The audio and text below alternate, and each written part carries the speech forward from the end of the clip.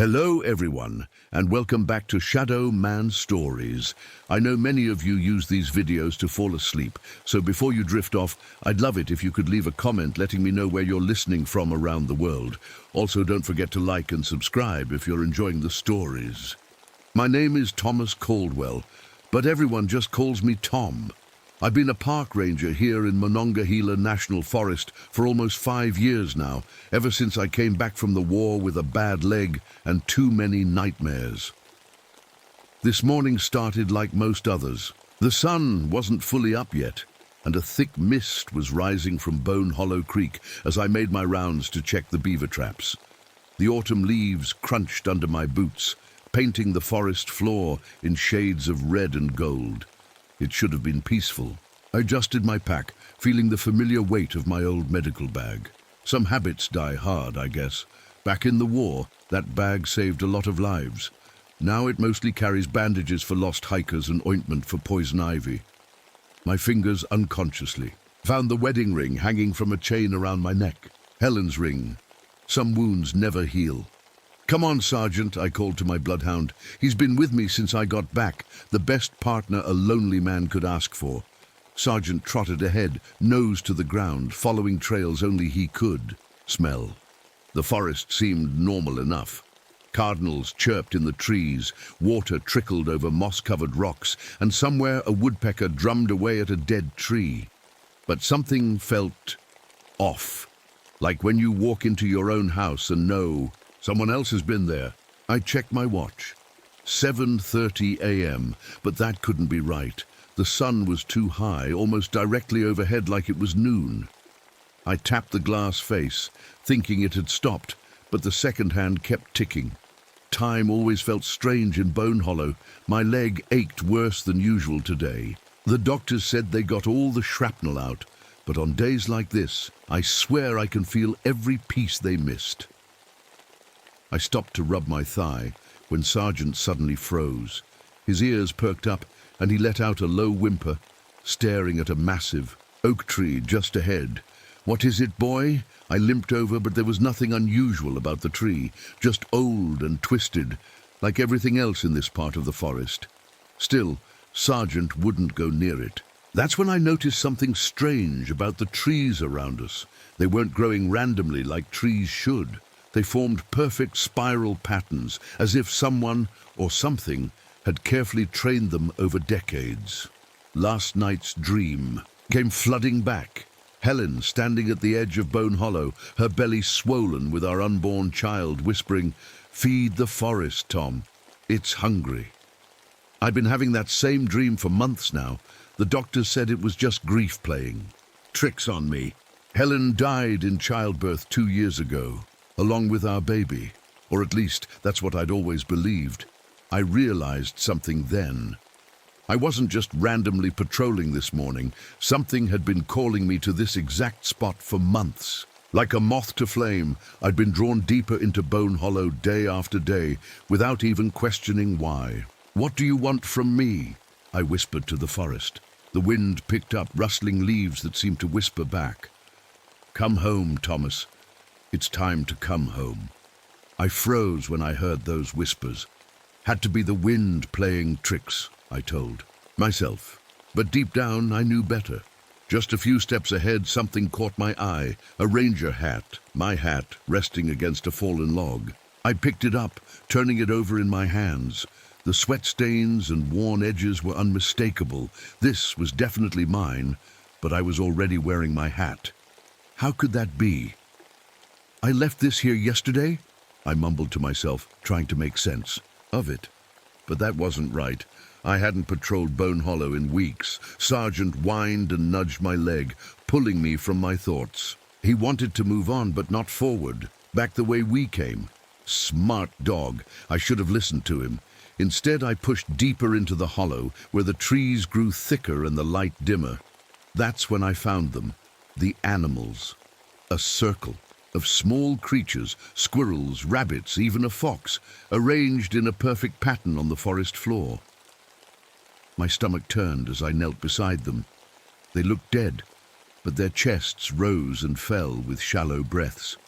Their eyes were open, staring, At nothing. What the hell, I whispered. Something warm trickled down my leg. I looked down to see blood seeping through my pants, right where my old war wound was. I rolled up my pant leg and felt sick. The scar had opened, but the blood wasn't flowing randomly. It formed tiny symbols on my skin, like nothing I'd ever seen before. I fumbled for bandages in my medical bag, hands shaking. That's when I heard it, a child's laughter, clear as day. "Hello?" I called out, wrapping my leg quickly. "Is someone there?" Following the sound, I limped toward the creek. Sitting on a large rock by the water was a little girl, maybe 8 years old. She wore an old-fashioned dress, the kind I'd seen in photographs from the early 1900s. Her feet dangled in the water as she hummed to herself. "Hey there," I said softly, not wanting to scare her. "Are you lost? Where are your parents?" She turned to look at me, and my blood ran cold. Her face was Helen's face, my Helen's, but younger. "The forest needs a guardian, Tom," she said in Helen's voice. "It's always been you." I stumbled backward. "Who are you? How do you know my name?" "I'm Lucy," she said, still using Helen's voice. "I've been waiting for you. We all have." "We?" The forest, the guardians, everyone. My head spun. I closed my eyes for just a moment, and when I opened them again, everything had changed. The trees were smaller, the creek wider. Lucy still sat on her rock, but now she looked older. "You keep coming back," she said, "but you never stay. This time you have to stay." I blinked and everything shifted again. The trees were now massive, ancient. Lucy remained the same. "How long have I been coming here?" I asked, my voice barely a whisper. "Always," she replied. "Every male Caldwell for 6 generations. Your great-grandfather in 1889. Your grandfather, your father, now you." "My father died in a hunting accident when I was a boy," I said. Lucy smiled sadly. "No, Tom. He became the guardian, just like you will." My hands trembled as I reached into my bag and pulled out a small notebook. I always kept records of strange things I found in the forest. But when I opened it, the pages were filled with unfamiliar handwriting. Government stamps marked the top of each page, classified. The pages detailed experiments conducted in Bone Hollow since the Civil War.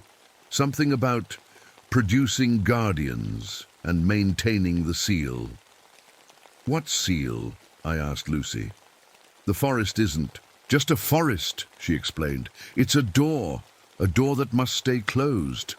My head pounded.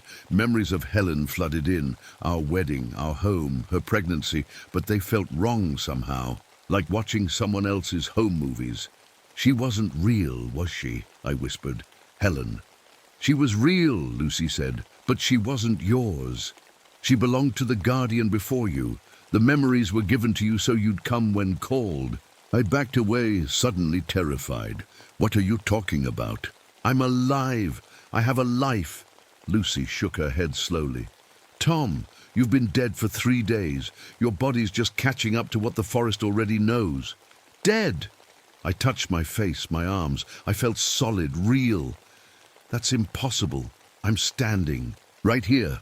Lucy just watched me with those old, knowing eyes in a child's face. Sergeant whimpered and pressed against my leg, the only familiar thing in a world that made less sense by the minute. The ground trembled beneath my feet. The trees swayed without wind. Something was coming. From between 2 ancient oaks, a shape emerged, tall, impossibly tall. At first glance, it looked like a man, but as it moved closer, I saw the truth. It towered at least 12 feet high, its body a twisted blend of human and forest. Bark covered most of its form like armor, but patches of pale skin showed through. Branches grew from its shoulders, swaying with each step. Its face was almost human, but stretched and wrong, like a reflection in troubled water. "Who were you?" I whispered, unable to look away. James Porter, it said, its voice like rustling leaves and cracking branches. Ranger, 1923 to 1956. You've been like this for almost 40 years. The creature nodded slowly. The forest needed me. Now it needs you. My head filled with images, memories that weren't mine. A young man in an old-style ranger uniform walking these same paths. The same man transforming, bark spreading across his skin as he screamed. Years of watching, waiting, protecting. I was seeing James Porter's life as the guardian, and he wasn't alone. More memories flooded in. Different men, different decades, but the same fate. My ancestors, my bloodline, all chosen to serve as guardians of Bone Hollow. My leg throbbed, worse than ever. I rolled up my pant leg again and nearly threw up at what I saw. The wound had widened, forming what looked like a small mouth. It whispered names, soldiers I couldn't save during the war, men who died under my care. What's happening to me? I gasped, falling to my knees. The transformation, Lucy said suddenly beside me. The forest needs a new guardian. James is fading. It has to be you. Why me? Why my family? Because your blood is tied to this place, she explained. Long ago, your ancestor made a promise to protect the seal. That promise passes down through generations. Lucy took my hand. Her touch was cold, like creek water in autumn. I'm not what you think I am, Tom. I'm not a ghost or a spirit. I'm the heart of the forest. I choose the guardians. I keep the seal strong. James Porter moved closer, his tree-like limbs creaking. She tests us, shapes us. The guardian must be strong enough to hold back what lies beneath. What lies beneath? I asked, dreading the answer. Something ancient, Lucy said. Something that would destroy everything if it woke up. This forest is one of 7 seals worldwide, keeping it contained. The other seals have guardians too. Other monsters. Other guardians, she corrected. What humans call cryptids, folklore creatures. They're like James, like what you'll become. I shook my head. No, I won't do it. I can't. James leaned down, his face inches from mine. You've already begun. Look. I glanced at my reflection in the creek. My eyes had changed, becoming deeper, greener. Small vines crept from my hairline down my temples. The transformation had started. There must be another way, I pleaded. There is, Lucy said. We can bring her back to you. Helen is waiting in the forest, the real Helen. A figure stepped out from behind a tree. Helen. My Helen, but not as I remembered her. Vines wrapped around her arms and legs, flowers bloomed in her hair, her skin had a green tint, like sunlight through leaves. Tom, she whispered, her voice exactly as I remembered. We can be together forever, here in the forest. I wanted to run to her, but something held me back. This isn't right, this isn't natural. It's more natural than anything in the human world, Lucy said. This is the way it's meant to be. How many times have we done this? I asked suddenly. This conversation, this moment, it feels familiar. Lucy smiled sadly. You've been reliving the same 3 days for months now, Tom, trying to make the right choice. Each time you get a little closer to accepting your fate. And if I refuse? James Porter's massive form seemed to darken. Then the seal weakens. The thing beneath wakes up. Everyone dies. In the forest, in the towns nearby, maybe the whole world. And your son will be called to take your place anyway. My son. I stared at him. I don't have a son. Not yet, Lucy said. But you will. And in 30 years, he'll stand where you stand now, facing the same choice. The weight of understanding crashed down on me. This wasn't just about me. It was about an ancient duty, a cosmic purpose bigger than one man's life. To refuse meant dooming others. To accept meant eternal servitude, watching the world from outside time itself. I sat by the creek, watching the water flow. Time seemed to stand still as I thought about everything I'd learned. My whole life, or what I thought was my life, felt like a dream now, a story someone else had written for me. "How does it happen?" I finally asked. "The transformation." James Porter knelt beside me, his massive form casting shadows across the water. "You must accept it willingly. That's the key. The forest cannot take. It can only receive what is freely given." "The others before me, did they fight it?" "Most did," Lucy said. "They ran, they bargained, they raged. But in the end, they all accepted their fate." I looked at Helen, or the thing that wore Helen's face. She was beautiful in a wild, frightening way. Part of me still wanted to go to her, to hold her again. "She's not really Helen, is she?" I asked quietly. Lucy shook her head. "She's a memory given form. The forest offers what you desire most, to ease your transition." I stood up, wincing as pain shot through my leg. More mouths had formed on my skin, all whispering names of the dead. My fingernails had turned hard and brown, like small pieces of bark.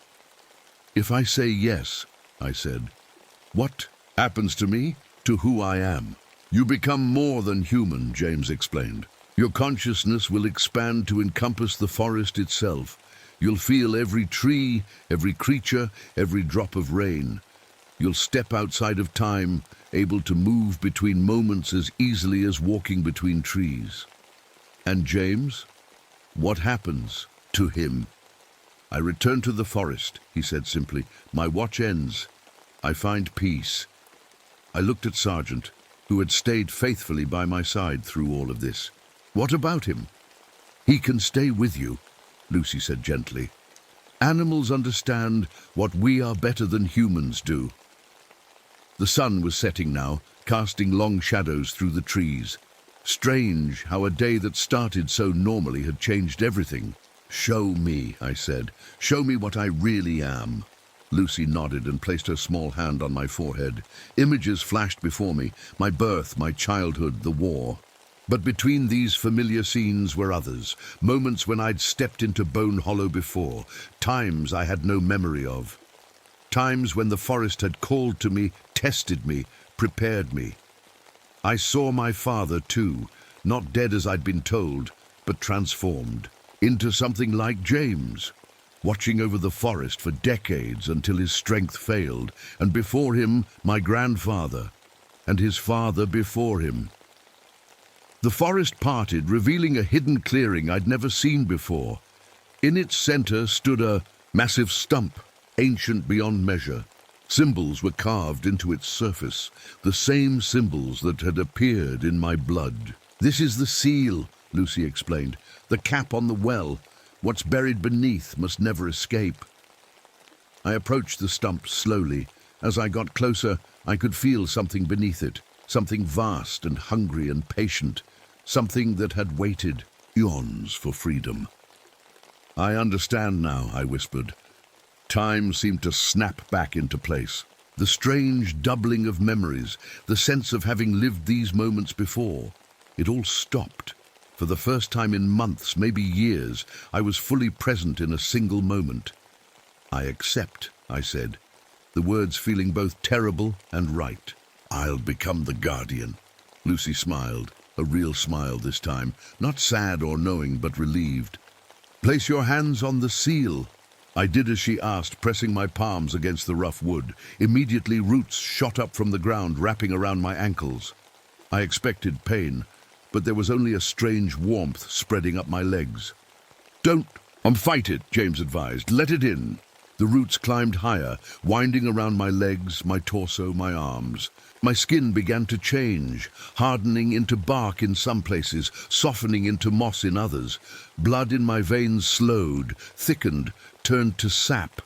I should have been terrified, but a strange calm washed over me. This felt right, like coming home, after a long journey. "Helen!" I called out, looking for her. "One last time." But she was gone. The forest no longer needed to tempt me with what I couldn't have. The transformation reached my chest, my neck. I could feel my heart changing, its rhythm slowing to match the ancient pulse of the forest itself. My consciousness began to expand, touching trees miles away, sensing animals moving through distant parts of the woods. "The seal is strengthening," Lucy said, watching with bright eyes. "You're doing well, Tom." As the bark covered my face, I had one last human thought. What would happen to the world outside? Who would remember Thomas Caldwell, the park ranger, who simply vanished one day? Then that thought, like all human concerns, fell away. I was becoming something else now, something more. The change was complete. I was no longer just Thomas Caldwell. I was the forest, and the forest was me. My body had transformed into something both beautiful and terrible. My legs had become thick trunks, rooted deep in the earth. My arms stretched outward as branches, leaves budding from my fingertips. My face remained somewhat human, though my eyes now glowed with a soft green light. James Porter stood before me one last time. "The watch is yours now," he said. His form began to dissolve, bark falling away like autumn leaves, until he was nothing but light dancing between the trees. Then he was gone, at peace at last.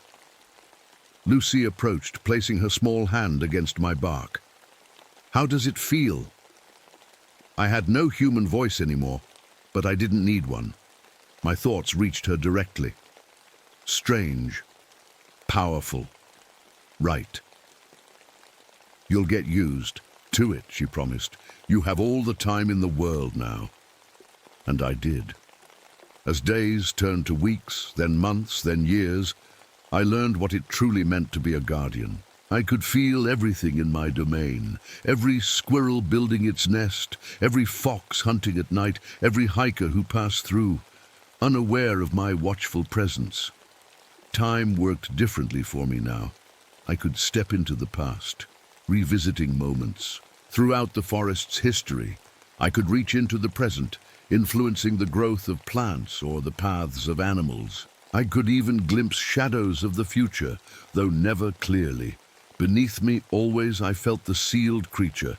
Sometimes it stirred in its prison, testing the boundaries of its cage. During those moments, I would focus my energy on strengthening the seal, pulling power from the earth itself to keep the ancient evil contained. Sargent stayed with me for years, growing old by my side. When his time came, he lay down between my roots, and I helped his spirit merge with the forest so he could stay with me forever. I watched the seasons change. Winter, spring, summer, fall. Again and again in endless cycles, humans came and went, never staying long enough to notice the changes in the forest, the patterns in the trees, the strange way animals behaved near my clearing. Sometimes they would tell stories around campfires about the haunted woods, about hikers who heard whispers in the wind, about a monstrous figure glimpsed between trees at twilight. They called me the Fook Monster, the beast of Bone Hollow. They were both right and wrong. I was a monster to some, a protector to others. I discovered I wasn't alone in my duty. In dreams and visions, I connected with other guardians around the world. The Sasquatch of the Pacific Northwest, the Loch Ness creature, the Yeti of the Himalayas, all of us bound to our places, all of us keeping ancient seals intact. We were Earth's immune system, protecting reality from forces that would unmake it. I found reports and journals hidden in caves and hollow trees, records left by previous guardians, warnings and advice for those who would follow. Some I had written myself during my repeating 3 days, without ever remembering. Time was a circle in Bone Hollow. Decades passed. The forest changed around me. Trees grew and died. Paths widened into roads, then narrowed again as nature reclaimed them. In my quiet moments, I would reach out to the world beyond my boundaries. I watched as a woman, a stranger but somehow familiar, gave birth to a boy in a hospital 50 miles away.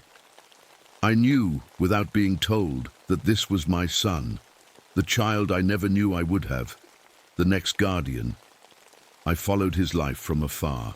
His first steps, his school days, his growth into a man. He looked like me, the same eyes, the same determined set to his jaw. He became a biologist, drawn to forests without understanding why. In 2024, just as Lucy had foretold, he came to Bone Hollow. He carried a worn medical bag, my bag, somehow passed down to him. He walked the same paths I had walked. He felt the same strange pull. I watched him from between the trees, my form shifting between shadow and light. He sensed me, turning quickly, but I was already gone, moving through time as easily as through space. "Hello?" he called out. "Is someone there?" I wanted to answer, to tell him everything, to warn him of what was coming. But that wasn't my role. Lucy would guide him, just as she had guided me and all the Caldwells before us. As the sun set on that autumn day, I felt the ancient creature stir beneath the seal. It was growing stronger. My time as guardian was ending. Soon my son would stand where I had stood, facing the same impossible choice. I hoped he would understand better than I had. I hoped he would accept his fate with less struggle, less fear. I had left signs for him, patterns in the trees, symbols carved where only he would find them. The cycle would continue, the forest would endure, the seal would hold for another generation. And I would be here watching, waiting, guiding from the shadows, the eternal guardian of Bone Hollow. Sometimes, on quiet nights when the moon is full, hikers claim they can see a tall figure moving between the trees. They say it looks almost human, but not quite. They say it watches over the forest, protecting something ancient and powerful. They are right. I am still here. I will always be here. This is my purpose, my eternal watch. My name is Maria Santos. I'm 28 years old, and I work as a park ranger at Canyon de Chelly National Monument in Arizona. The red rocks here always glow like fire at sunrise. This morning, as I ride my horse along the canyon edge, that glow feels different, like the land itself is watching me. I'm half Navajo, though you might not guess it from my last name.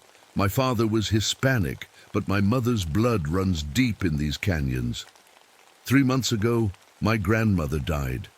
Her last words still echo in my head every night. "Maria, you must complete our family's burden." What burden?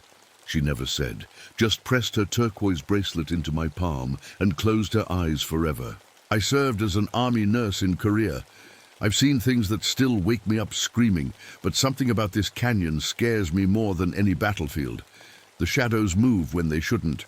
The wind whispers words I almost understand. The turquoise bracelet is on my wrist now. I've learned not to lie while wearing it. It burns my skin when I do. At first, I thought it was some kind of allergic reaction. Now I know better. The bracelet is testing me, choosing me. For what? I'm still not sure. My ranger truck is parked at the overlook. I tie up my horse and walk to the edge, looking down at the ancient cliff dwellings. Sometimes I think I see smoke rising from them, like they're still lived in. When I blink, it's gone. "You belong to this place," my grandmother used to say. "More than you know." I touch the smooth turquoise stones on my wrist. Today, my 6-year-old niece, Ayana, is coming to visit. She's staying with me for the weekend, while my sister goes to Phoenix for work. Ayana's special. She sees things. Shadow people, she calls them. Adults just pat her head and say she has a good imagination. I know better. This canyon is full of shadows older than America itself. The radio on my belt crackles. "Santos, come in." "This is Santos," I reply. "Your niece has arrived at the visitor center." "On my way." As I turn to leave, I notice something strange on the rock wall nearby. Ancient petroglyphs, carvings made by my ancestors hundreds of years ago. I've passed this spot every day for a year, but something's different. The human figure with the spear is now holding what looks like a coyote skin. I blink hard and look. Again, it's back to a spear. My grandmother's voice whispers in my memory. Every third generation, a Santos woman becomes a guardian. My hands shake as I start the truck. I was born exactly 3 generations after my grandmother. Whatever this burden is, I'm starting to think it's been waiting for me my whole life, and I'm not sure I want to know what happens next. Ayana runs to me when I enter the visitor center, her black braids bouncing against her back. Her smile could light up the darkest cave in the canyon. "Auntie Maria," she squeals, throwing her small arms around my waist. I hug her tight. "Hey, little one, ready for our adventure weekend?" She nods, then leans in close to whisper, "The shadow people are here too, more than at home." A chill runs down my spine, but I keep my face calm. "Is that so?" "They like you," she says simply. "They follow you." I sign the paperwork for Ayana's visit and lead her to my truck. As we drive to my small ranger cabin near the canyon rim, I catch her watching the empty air beside me. "What do they look like?" I ask quietly. "These shadow people." Ayana traces patterns on the window. "Some look like regular people but see-through. Some wear animal skins. One old lady keeps staring at you. She has your eyes." My hands tighten on the steering wheel. My grandmother had the same eyes as me, dark brown with a gold fleck in the right one. At the cabin, I make Ayana a peanut butter sandwich and unpack her small suitcase. Everything seems normal for a while. We play cards. I show her how to identify bird calls. For a moment, I almost forget the strange things happening around me. Then I catch her talking to the empty corner of the living room. "Who are you talking?" "To, Ayana," she points. "The old lady. She says she's your great-great-grandmother. She's wearing a coyote skin like a coat." That night, I can't sleep. The turquoise bracelet feels hot against my skin, though I haven't told any lies. Outside, the wind makes sounds like words. I swear I hear my name. In the morning, I find my own footprints in the dirt outside my cabin. Footprints I haven't made yet, leading to the ancient burial grounds that are off-limits to visitors. "You should follow them," Ayana says, appearing beside me in her pajamas. "That's what the old lady says." "I have ranger duties today," I tell her, trying to sound normal. "Mrs. Begay from the cultural center will watch you while I work." Ayana shakes her head. "You're not going to work today. You're going to follow the footprints." I touch my old scar from Korea, a jagged line on my forearm where shrapnel cut me during an attack on our medical tent. I gasp and pull my hand away. The scar feels different, raised in patterns like animal claws. When I look at my arm again, the scar is normal, but I know what I felt. While eating breakfast, I notice a file folder on my table that wasn't there last night. It has an army seal on it. Inside are papers about my family going back generations. One document shows my assignment. To Canyon de Chelly wasn't random. Someone specifically requested me here. "They know," I whisper to myself. "Know what?" Ayana asks, mouth full of cereal. "Nothing, sweetie." The bracelet burns suddenly, making me wince. "You lied," Ayana says. "The old lady says you shouldn't lie." That afternoon, I call Mrs. Begay and ask her to watch Ayana. I follow my own future footprints into the canyon, toward the ancient burial sites. Each step feels like I've walked this exact path before. The footprints end at a small cave. Inside, petroglyphs cover the walls. But these aren't in any guidebook. They show a woman transforming into something else. A woman wearing a bracelet that looks exactly like mine. As I stare at the drawings, they begin to move. And then I hear a voice behind me, a voice I recognize from childhood, though its owner died 3 months ago. "It's time you learned the truth about our family," my grandmother says. I turn slowly. Knowing what I'll see will change everything. My grandmother stands before me, but not as I remember her. She looks younger, stronger, wearing traditional Navajo clothes I've never seen her in. Around her shoulders is a coyote pelt, the dead animal's head resting on her right shoulder like it's watching me. You're not really my grandmother, I say, my voice shaking. She died. The woman smiles. I am and I'm not. I'm the first Santos woman to bear our family's gift and burden. I lived in the 1600s. I am your great-great-grandmother many times over. I back away until I hit the cave wall. The petroglyphs feel warm against my back, like they're alive. This isn't real, I whisper. Everything here is real, Maria. More real than what you think you know about yourself. She steps closer. Those happy memories of playing with dolls as a child, false. You were training. Those nightmares from Korea that wake you screaming, not just war trauma. Your blood was awakening. My head pounds with sudden flashes, memories I didn't know I had. My grandmother teaching me to track animals when I was 6. My mother showing me how to feel the edges between worlds when I was 10.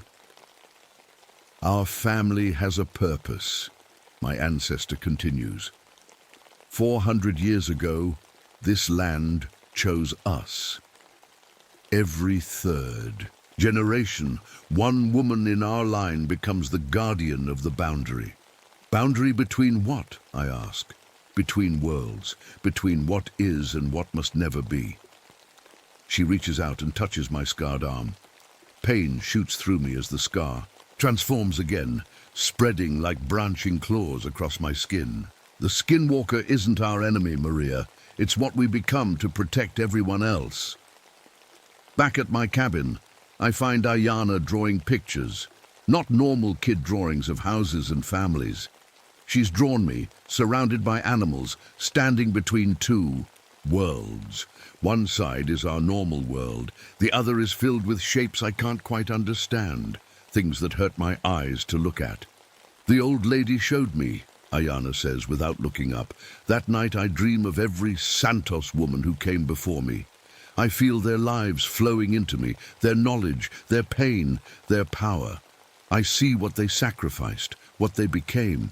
I wake up to find patches of soft brown fur growing on my forearms. When I try to pull them out, my skin burns like fire.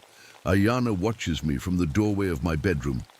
It's starting, she says in a voice too old for her 6 years. I lock myself in the bathroom and stare at my reflection. My eyes have changed. The gold fleck has spread, turning my right eye completely amber like a coyote's. When I finally come out, I find my ranger logbook open on the table. Inside are reports, written in my handwriting, describing everything that's happening now. Reports dated for tomorrow, the next day, next week. Ayana sits at the table coloring. Without looking up, she says, "You're not going crazy, Auntie. You're just becoming." Becoming what? I ask, though I already know. The next skinwalker, she replies simply. Like all the women in our family. I flip through the army file again, understanding more now. The government has been tracking my family for generations. They station a Santos woman here every 3rd generation because they know what we do, what we become. Why us? I ask the empty air, knowing my ancestor is listening. Her voice whispers from the shadows. Because we're strong enough to bear it. We're the antibodies of the world, preventing a worse infection. That afternoon, I take Ayana to a quiet spot in the canyon.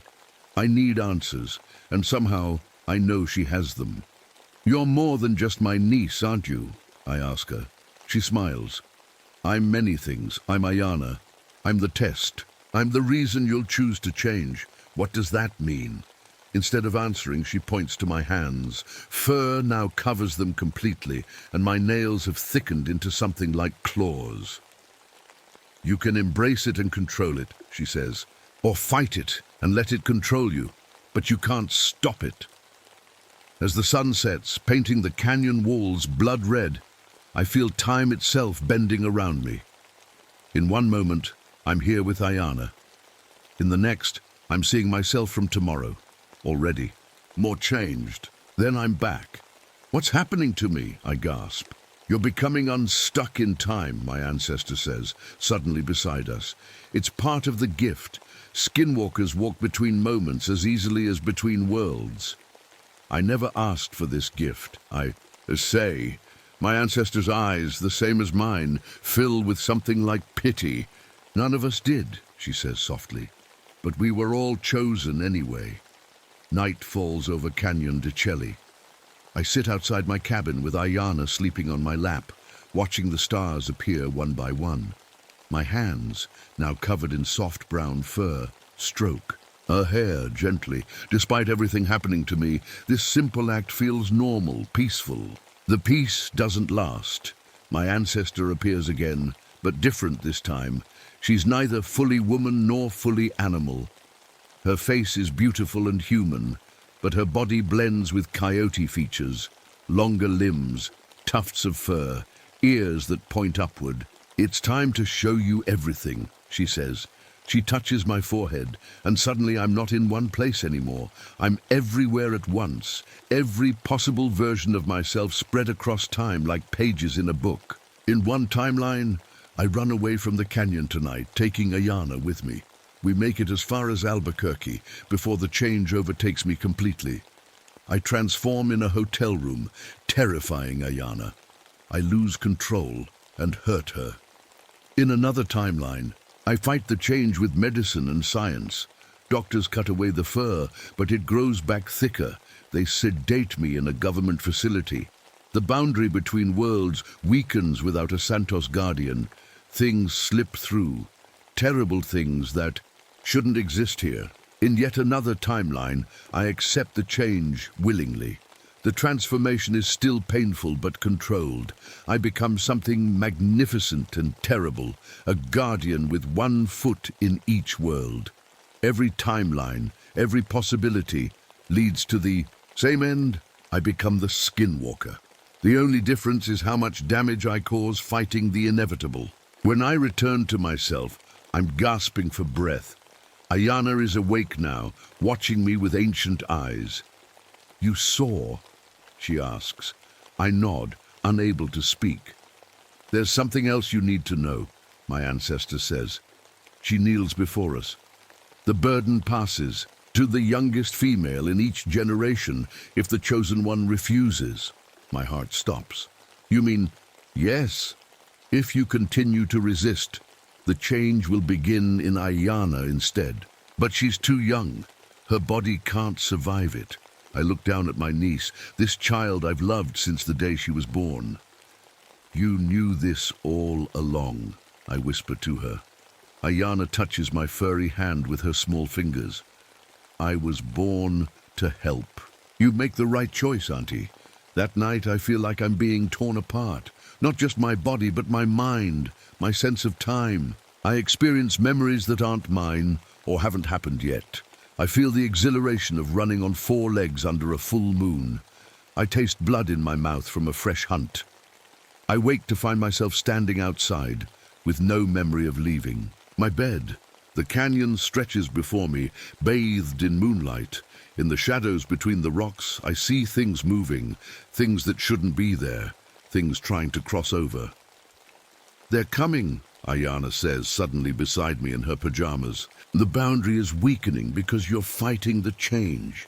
"I'm scared," I admit. "Everyone before you was scared too," she says. "Great-great-grandmother says fear is part of it."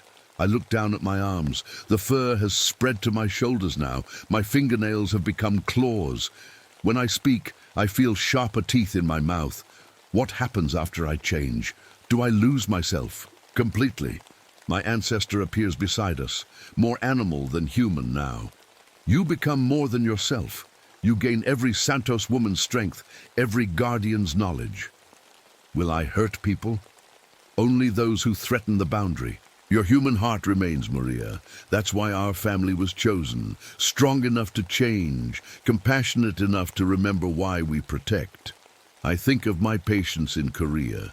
How I fought to save lives even as shells exploded around our medical tent. How I held the hands of dying boys who cried for their mothers.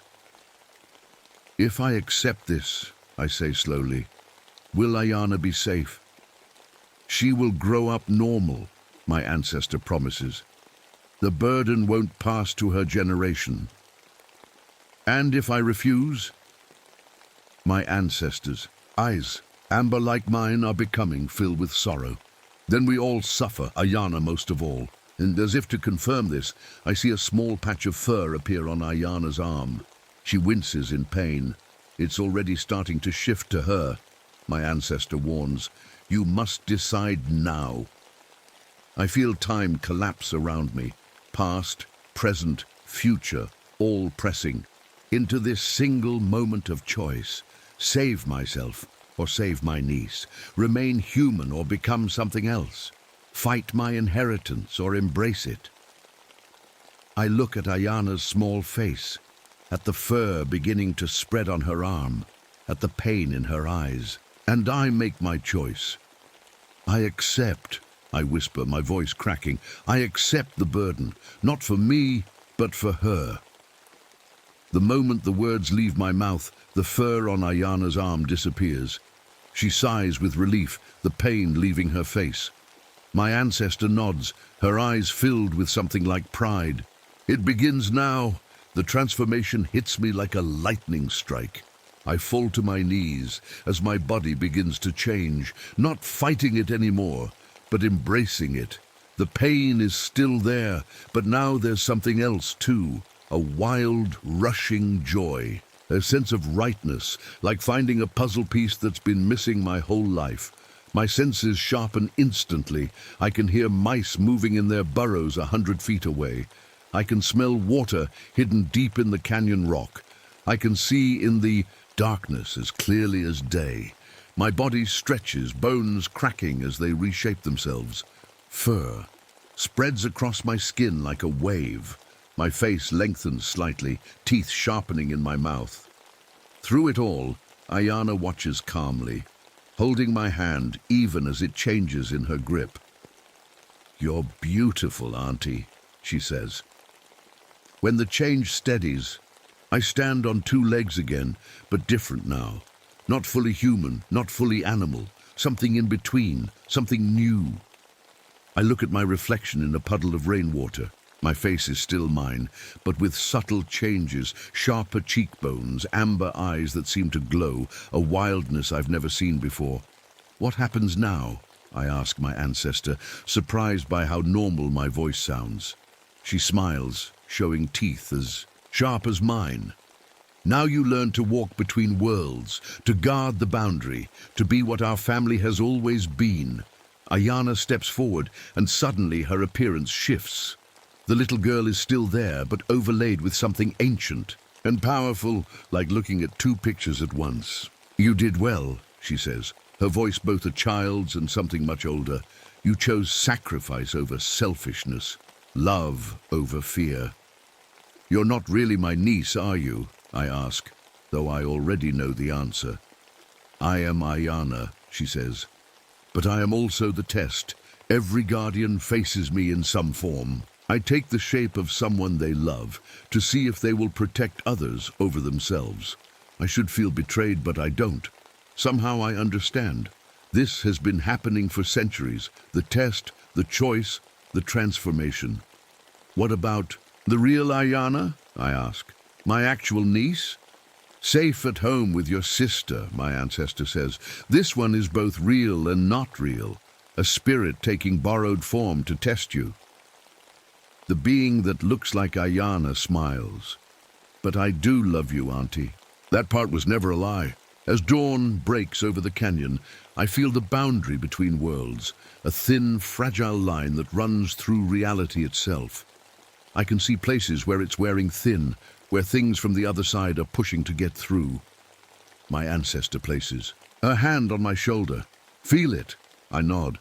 "I can fix those weak spots." "That's your purpose now, to mend the tears, to walk between moments and worlds, keeping everything in balance." She begins to fade as the sun rises higher. "All the Santos, women before you are free now. You've taken on our burden. Our knowledge is yours. Our strength is yours." Before she disappears completely, she says one last thing. You can visit any point in our family's history, guide those who came before, prepare those who will come after.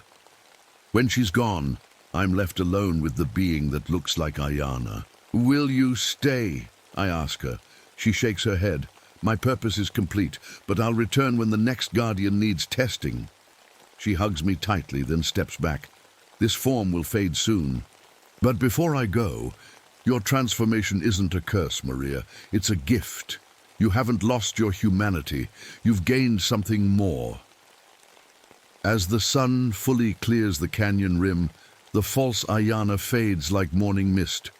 I'm left alone, changed, forever. I run my new clawed hand over the turquoise bracelet, feeling its energy respond to me differently now. Not testing me anymore, working with me. I close my eyes and feel the boundary all around me. I can sense things trying to slip through, dark, hungry things that would harm this world if they could enter it. With a thought, I strengthen the weak spots, mending tears in reality like stitching a wound. That night, under the full moon, I run through the canyon on 4 legs, testing my new body. The speed is intoxicating, the heightened senses overwhelming in their beauty. I can taste the history of the land in the air. I can hear the stories the rocks tell each other. I am both predator and protector now. When I return to my human form and my ranger cabin, I look at my reflection again. My eyes will always be amber now. My teeth a little too sharp, but I can pass for human when I need to. I pick up my ranger hat, putting it on with a smile. I'll continue to protect this canyon, both as Ranger Santos and as something much older. 6 months later, I receive a letter from my sister. She's bringing the real Ayana to visit again. I smile as I read it, knowing that my niece will be safe. Now the burden won't fall to her generation. As I walk the boundary between worlds, I sometimes feel like I'm in a story being told around campfires. Like somewhere, people are reading about the skinwalker of Canyon de Chelly, about the Santos women and their sacred duty. Maybe you're one of those people. Maybe you have your own inherited burden waiting for you. Look closely at your family history. Listen to the stories your grandmothers tell. Watch for signs that you've been chosen for something greater than yourself. Because not all monsters are evil. Some of us are guardians, standing between worlds, protecting everything you love from things you never knew to fear. My name is Maria Santos, and I am the Skinwalker now. I walk between worlds so you don't have to, and I wouldn't change a thing. My name is Catherine Murphy, Kate, to everyone who knows me. Tonight I'm walking through the Pine Barrens with only moonlight to guide me. The full moon makes the twisted pines look like they're reaching out to grab me. I shouldn't be scared. I'm a park ranger now. But before that, I was a detective in Philadelphia, and old habits die hard. I touch the St. Michael pendant hanging around my neck. I've worn it since I was a kid, though I'm not sure I believe anymore. Not since I lost Mike, my partner on the force. We were chasing a suspect down an alley when shots were fired. I prayed for him to live while holding his hand in the ambulance. My prayers weren't answered. That wasn't the only reason I left the city. The deeper I dug into certain cases, the more I found connections to something dark. People in the department were protecting some kind of cult activity. When I brought my evidence to my captain, my case files disappeared the next day. The message was clear: drop it or be dropped. So here I am, hiding out in the woods. At least, that's what I thought I was doing. Until the reports started coming in, hikers hearing strange chanting, campers going missing, only to turn up miles away with no memory of how they got there. And now, whispers about midnight gatherings deep in the woods. Which is why I'm out here at midnight, following a trail that doesn't appear on any map. The path suddenly opens to a small clearing. I duck behind a thick pine trunk when I see them, about 30 people standing in a circle. They're wearing normal clothes, not robes or anything you'd expect. Just regular folks from town, the baker, the school principal, even Dr. Chen, who treated me for poison ivy last month. In the middle of the circle stands Dr. Chen's daughter, Sarah. She's only about 12, with long black hair that hangs down her back. She's wearing a white dress and staring straight up at the moon. "We call to you," the adults chant. "Leeds 13th, Winged One, Judge of the Wicked." Sarah's body goes rigid. When she speaks, her voice doesn't sound like a child's anymore. The vessel accepts. The congregation is blessed. I've seen enough cult activity to know this isn't right. But as I shift my weight to move closer, a twig snaps under my boot. 30 heads turn in my direction. "We have a visitor," Sarah says, but her mouth doesn't match the words. Catherine Murphy has finally come home. How does she know? My name? I turn to run, but the forest has changed. The path I came down is gone. Instead, every direction looks the same. Endless, twisted pines. An older man steps forward from the circle. "We've been waiting for you, Ms. Murphy. For generations, actually." "What are you talking about?" My hand instinctively reaches for where my service weapon used to be. "Your family has a special connection to our patron. The Leeds family made sure of that back in 1735. The name Leeds makes my skin crawl. My grandmother used to say never to speak that name in the Barrens after dark." "I don't know what you're talking about," I say. But even as the words leave my mouth, I realize I'm lying. I've always known there was something waiting for me in these woods. It's why I came here after Philadelphia. Sarah walks toward me, her movements jerky, like she's being controlled by strings. "The devil knows what you did in Philadelphia," she says. "He knows about the criminals you couldn't catch, the ones who got away." Her head tilts unnaturally. "He can help you catch them all." Images flash in my mind, cases unsolved, victims without justice, criminals walking free because I couldn't prove their guilt. "We're not the only ones who know about what lives in these woods," the older man says. "There are government people watching. They've been studying our patron since the 1940s. They know what power he has."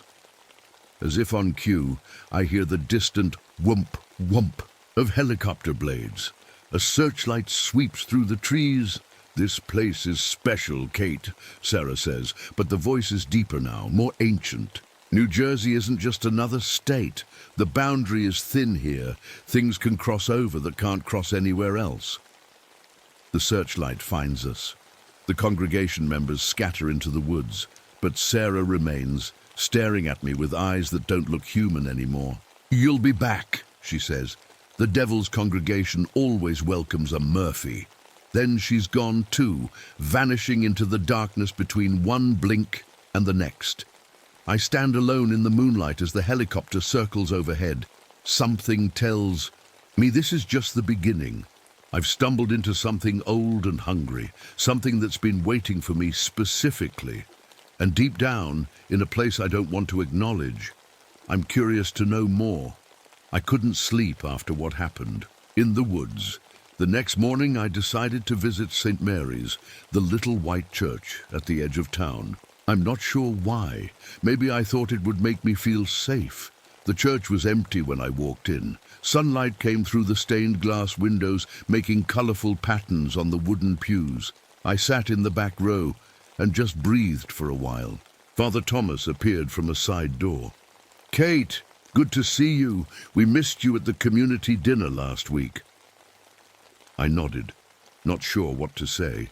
Should I tell a priest I saw a child possessed in the woods last night? "Actually, Father, I wanted to ask about the history of this area. Do you know anything about a family named Leeds?" His smile disappeared. "Why do you ask?" "Just curious."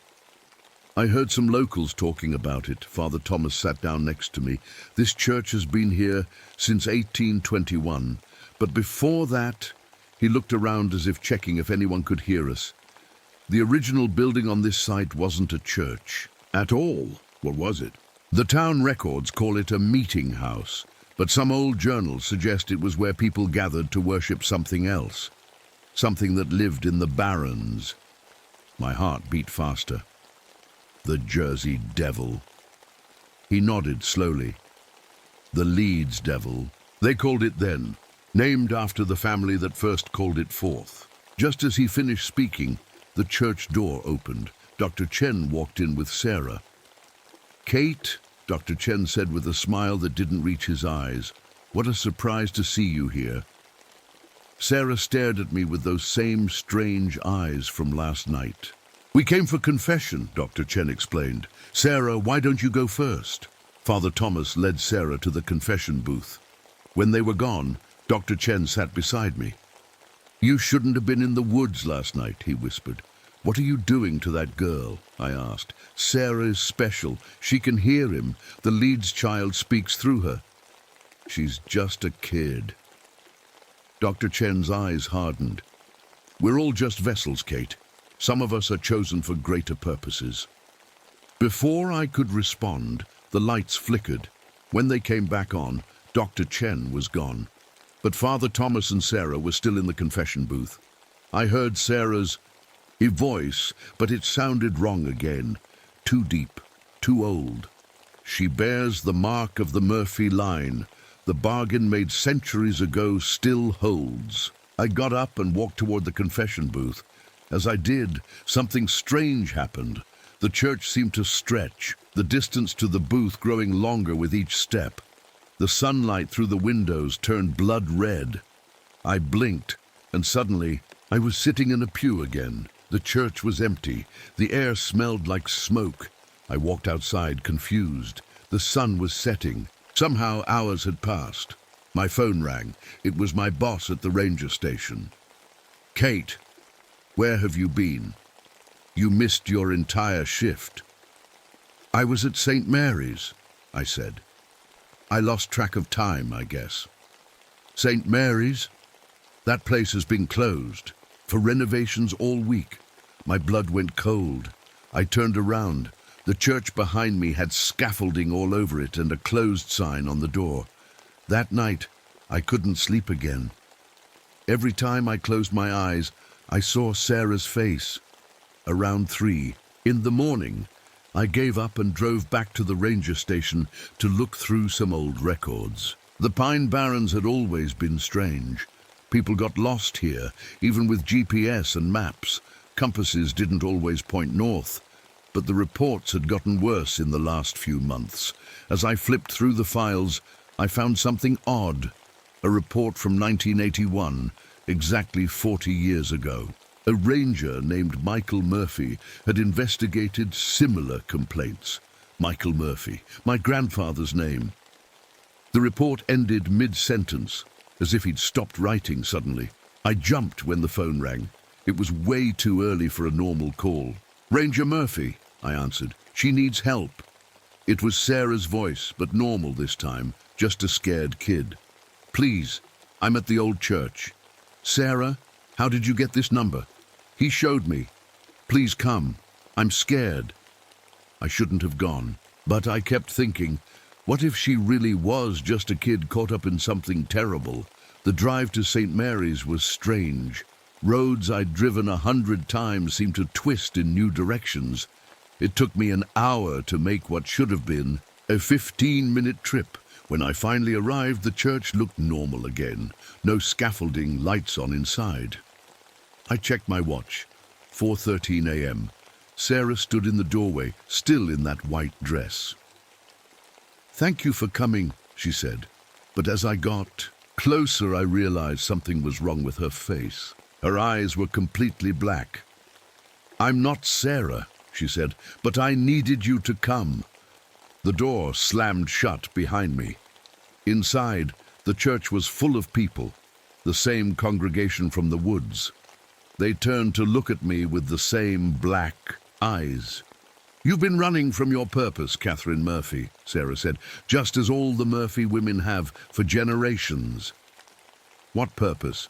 "To judge, to punish those who escape human justice." Suddenly, images filled my head. The criminals who had escaped me in Philadelphia. I saw them clearly, what they were doing now, the new crimes they were committing. "You failed to catch them," Sarah said, "but he can give you the power to judge them, all of them." "Who is He. The congregation began to chant.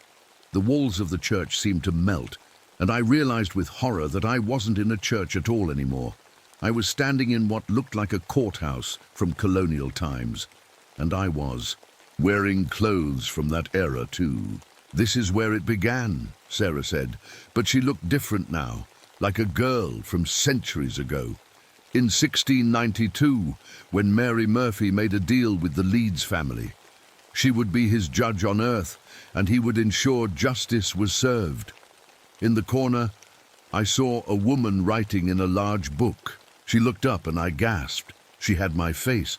"That's you," Sarah said, "or rather, what you have always been, what you will always be." The woman wrote something in the book and held it up. It was my name, followed by the words, "I accept the role of judge." "Every Murphy woman has faced this choice," Sarah said, "and now it's your turn." The courthouse faded, and we were back in the church, but everything was different. The stained glass now showed images of punishment and hellfire. The cross was inverted. "He can show you," Sarah whispered. "He can show you what you could become." And then I saw it, a vision of myself as something powerful. Wings of fire, eyes that could see every sin a person had ever committed. The power to deliver perfect justice. It was terrifying, but part of me, a dark part I didn't want to acknowledge, found it beautiful. The air in the church got cold, so cold I could see my breath. The congregation stood still, watching me, waiting. "It's time," Sarah said. "He's coming."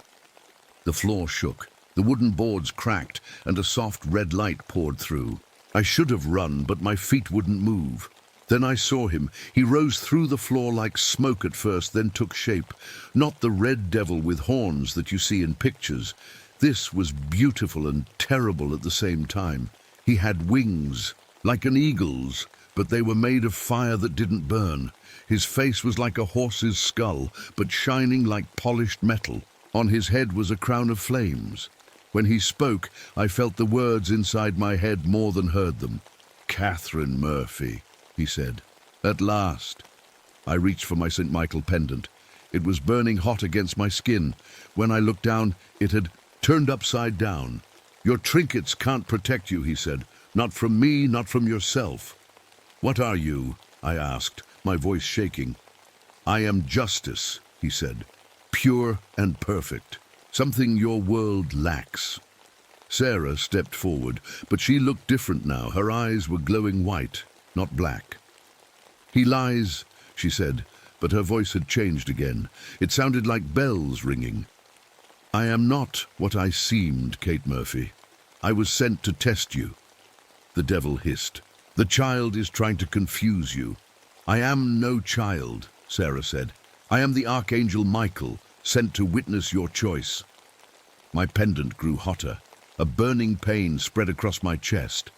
I pulled down the collar of my shirt and saw strange marks appearing on my skin.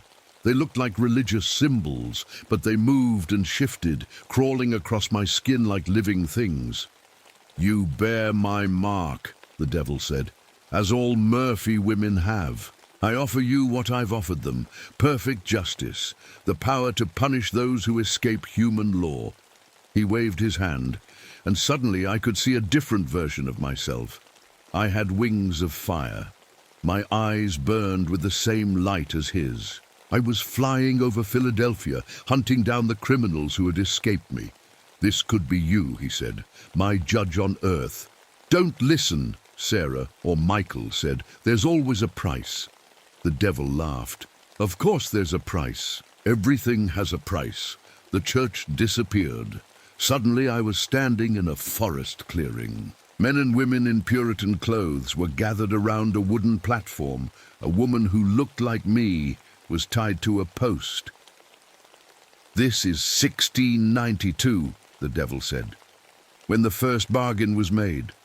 The Leeds family had summoned me, but Mary Murphy was the one who made the deal. I watched as the woman, Mary, whispered something. The ropes fell away. The townspeople dropped to their knees. She became my first judge, the devil said, and she rewrote history. The Puritans who hunted her became my followers instead. The scene changed again. I was back in Philadelphia, in the alley where Mike died. I was holding his hand as blood soaked through his uniform. I can give him back to you, the devil said. I can change what happened. Mike's eyes, which had been staring blankly, focused on me. Kate, he whispered. I jerked my hand away. This isn't real. It could be, the devil said. I can rewrite anything, change anything, fix anything. Sarah appeared beside me. But the price is your soul, Kate, and not just yours.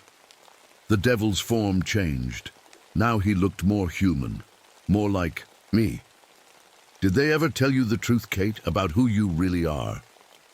What do you mean? The Leeds family had 13 children. The 13th was said to be mine. He smiled. But what the stories don't tell is that the 13th Leeds child married a Murphy, your ancestor. The burning on my chest grew worse. The symbols were spreading down my arms now. You're not just chosen to be my judge, Kate. You're family. I felt sick. You're lying. Am I? Why do you think you were drawn to these woods? Why do you think you can see me when others can't? The Jersey Devil isn't some creature separate from you. It's part of who you are. Sarah put her hand on my shoulder. It felt warm and comforting. There's truth in his lies, Kate, but also lies. In his truth, you do have a purpose, but it's not what he claims. The devil growled, I maintain the balance. Without me, without my judges, the wicked would never face justice.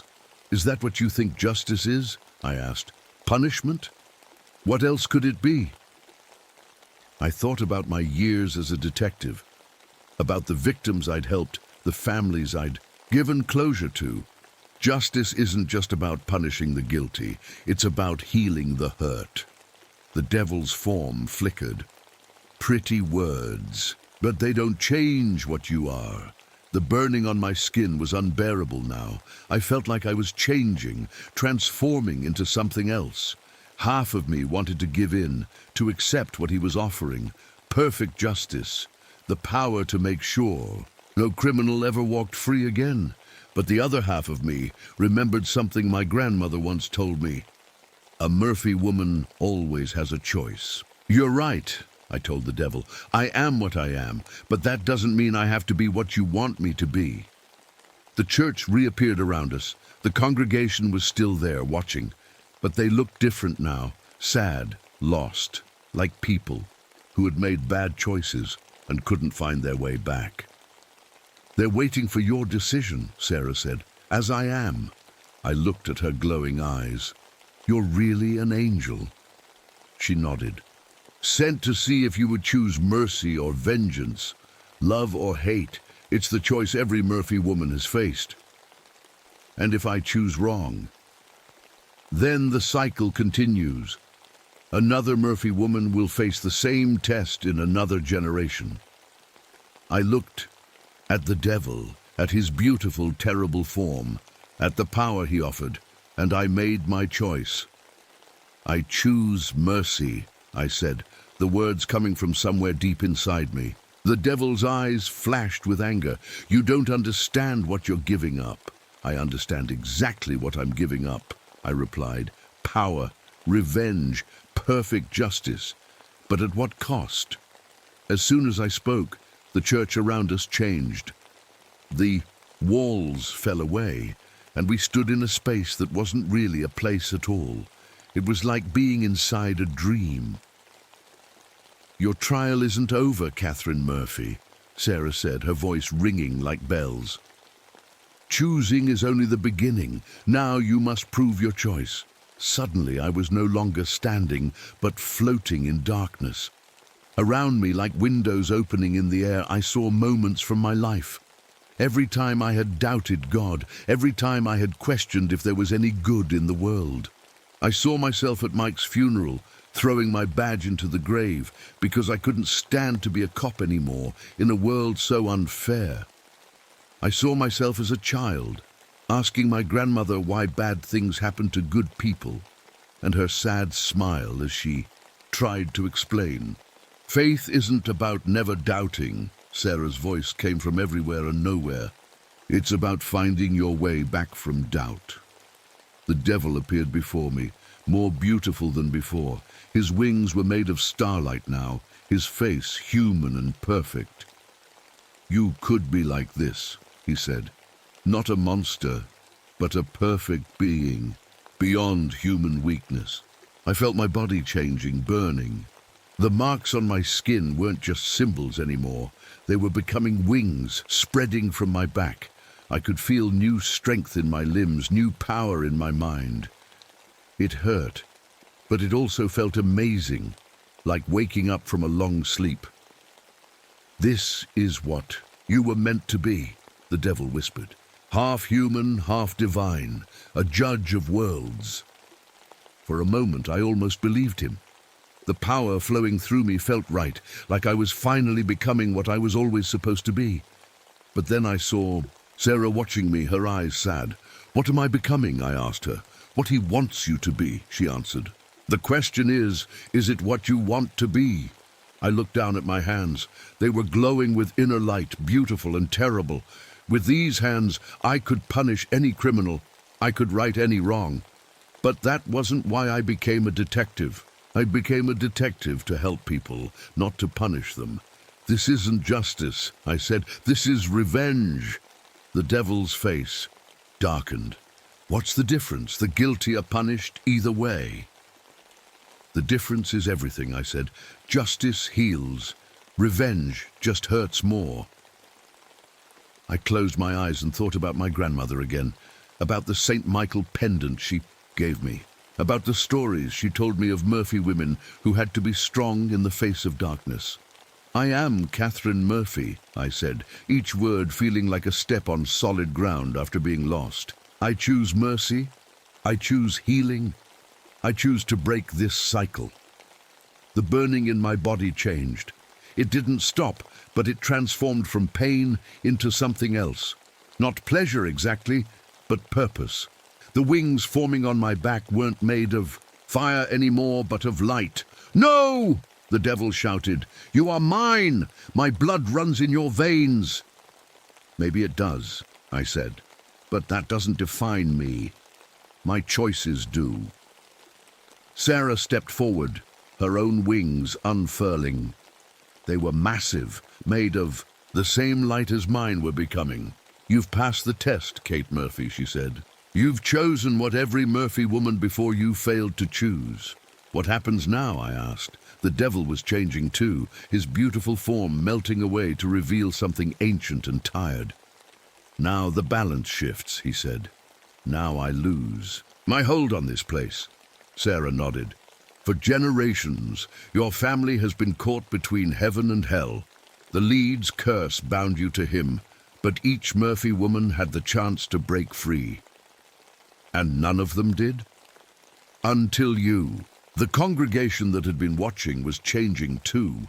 The blackness faded from their eyes. They looked confused, like people waking from a long dream. What happens to them? I asked. They're free now, Sarah said, as are all the Murphy women who came before you.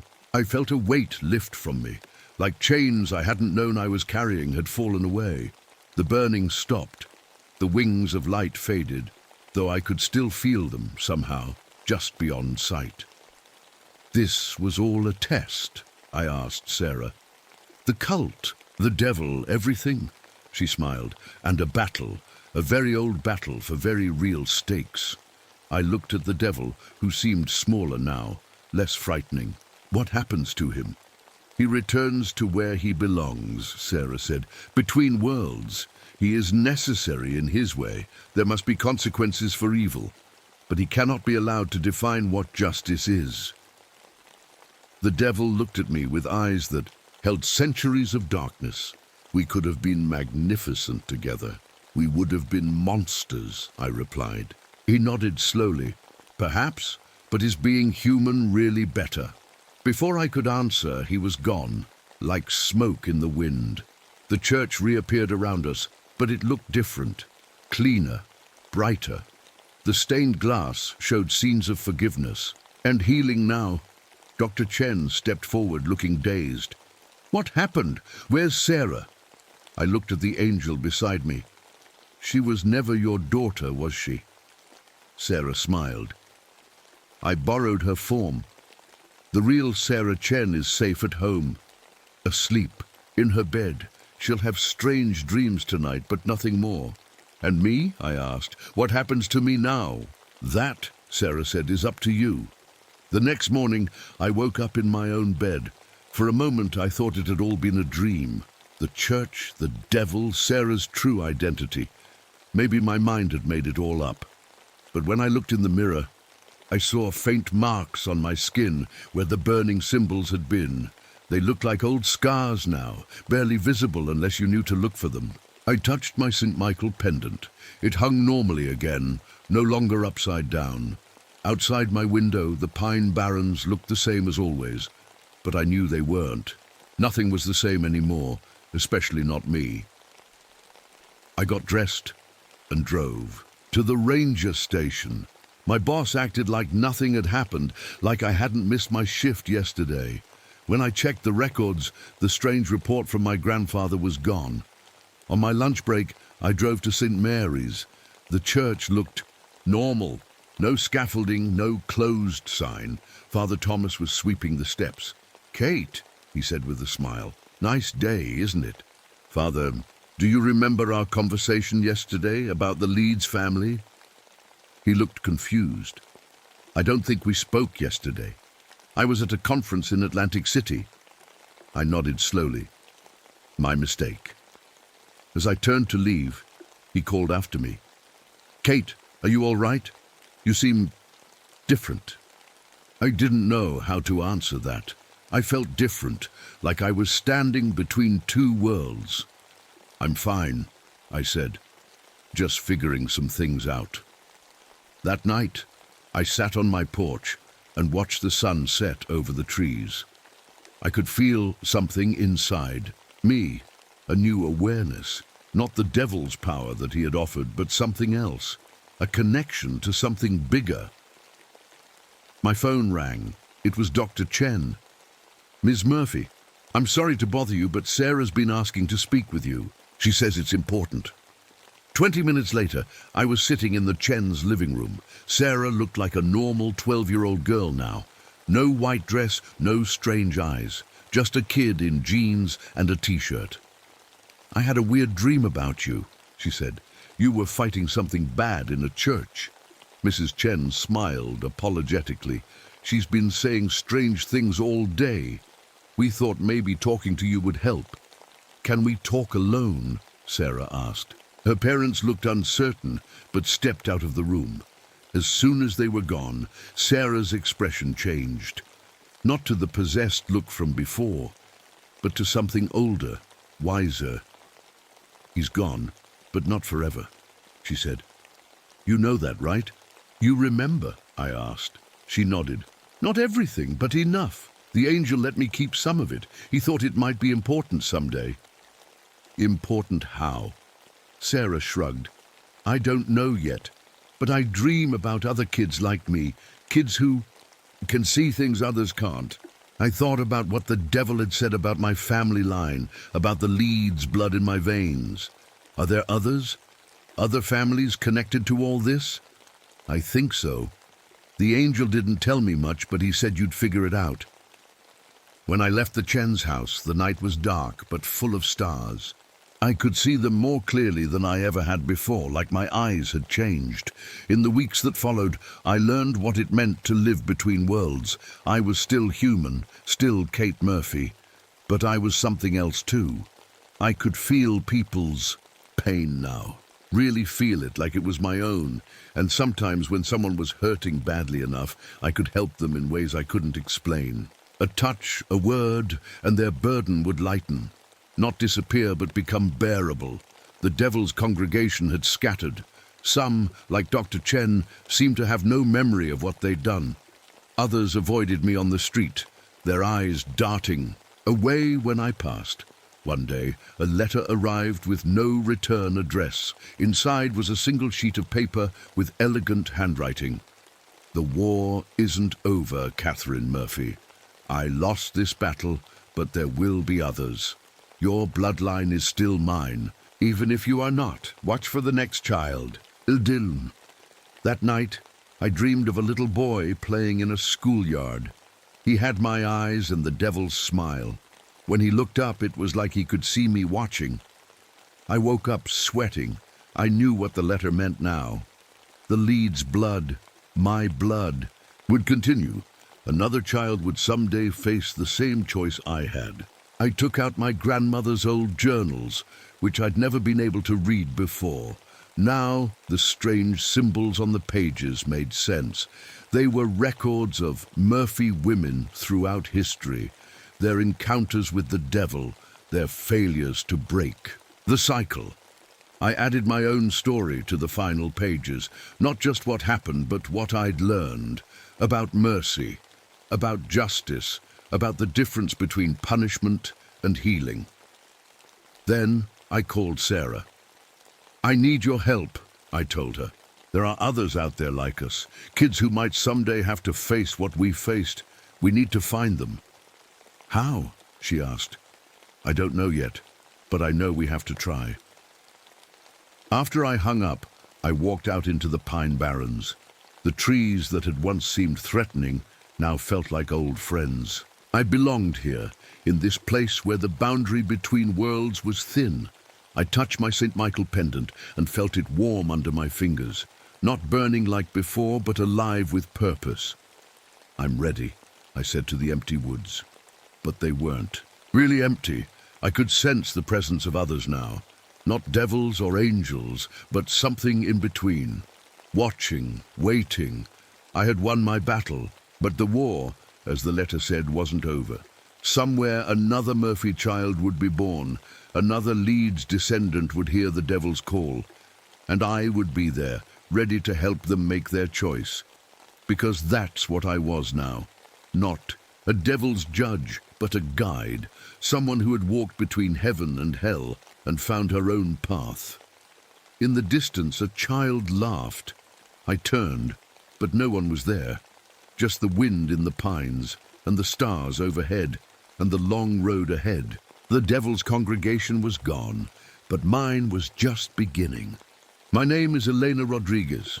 I'm 29 years old and work as a park ranger at Big Bend National Park in Texas. Before this job, I was with the Border Patrol. Life was simpler then. I knew what I was looking for, people crossing where they shouldn't. Now I'm not so sure anymore. It all started 3 months ago. I was on my usual patrol route along the southern edge of the park. The desert was quiet that night, just the wind pushing tumbleweeds across the sand. The moon hung full and bright, lighting up the landscape like it was daytime. That's when I saw it for the first time. At first, I thought it was a coyote, skinny, moving fast across the rocks. But coyotes don't stand on 2 legs, and they don't have skin that shines gray in the moonlight. I radioed it in as an unusual animal sighting and kept my distance. My boss laughed it off the next day, said I'd been in the sun too long. But I knew what I saw, and it wasn't the last time I'd see it. Word started spreading about dead livestock on both sides of the border. The animals were found completely drained of blood, with perfect puncture wounds. The locals had a name for the creature responsible: Chupacabra, the goat sucker. Just superstition, my fellow rangers said. But I remembered my grandmother's stories. She grew up near Roswell, New Mexico.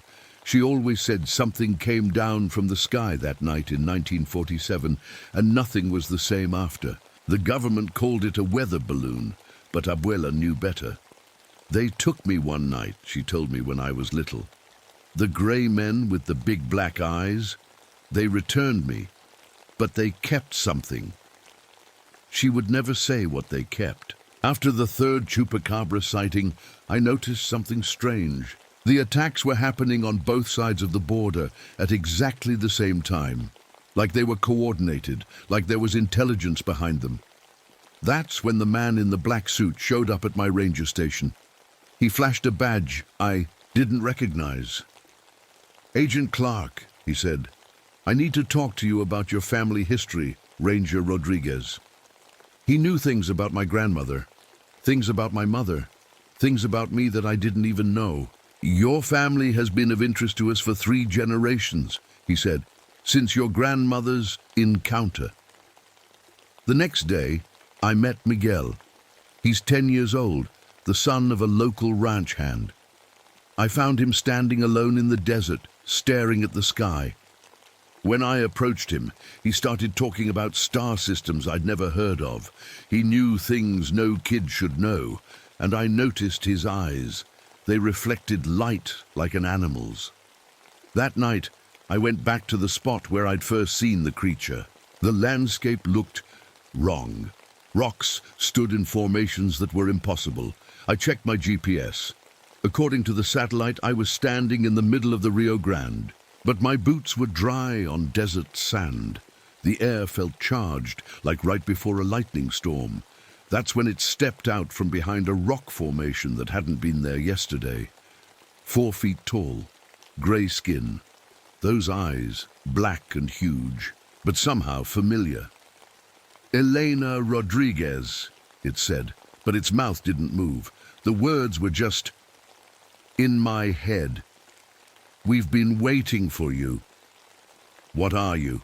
I asked, my hand on my sidearm, though I knew it wouldn't help. "We are the future," it said. "Your future. We are what you will become." It told me the truth then.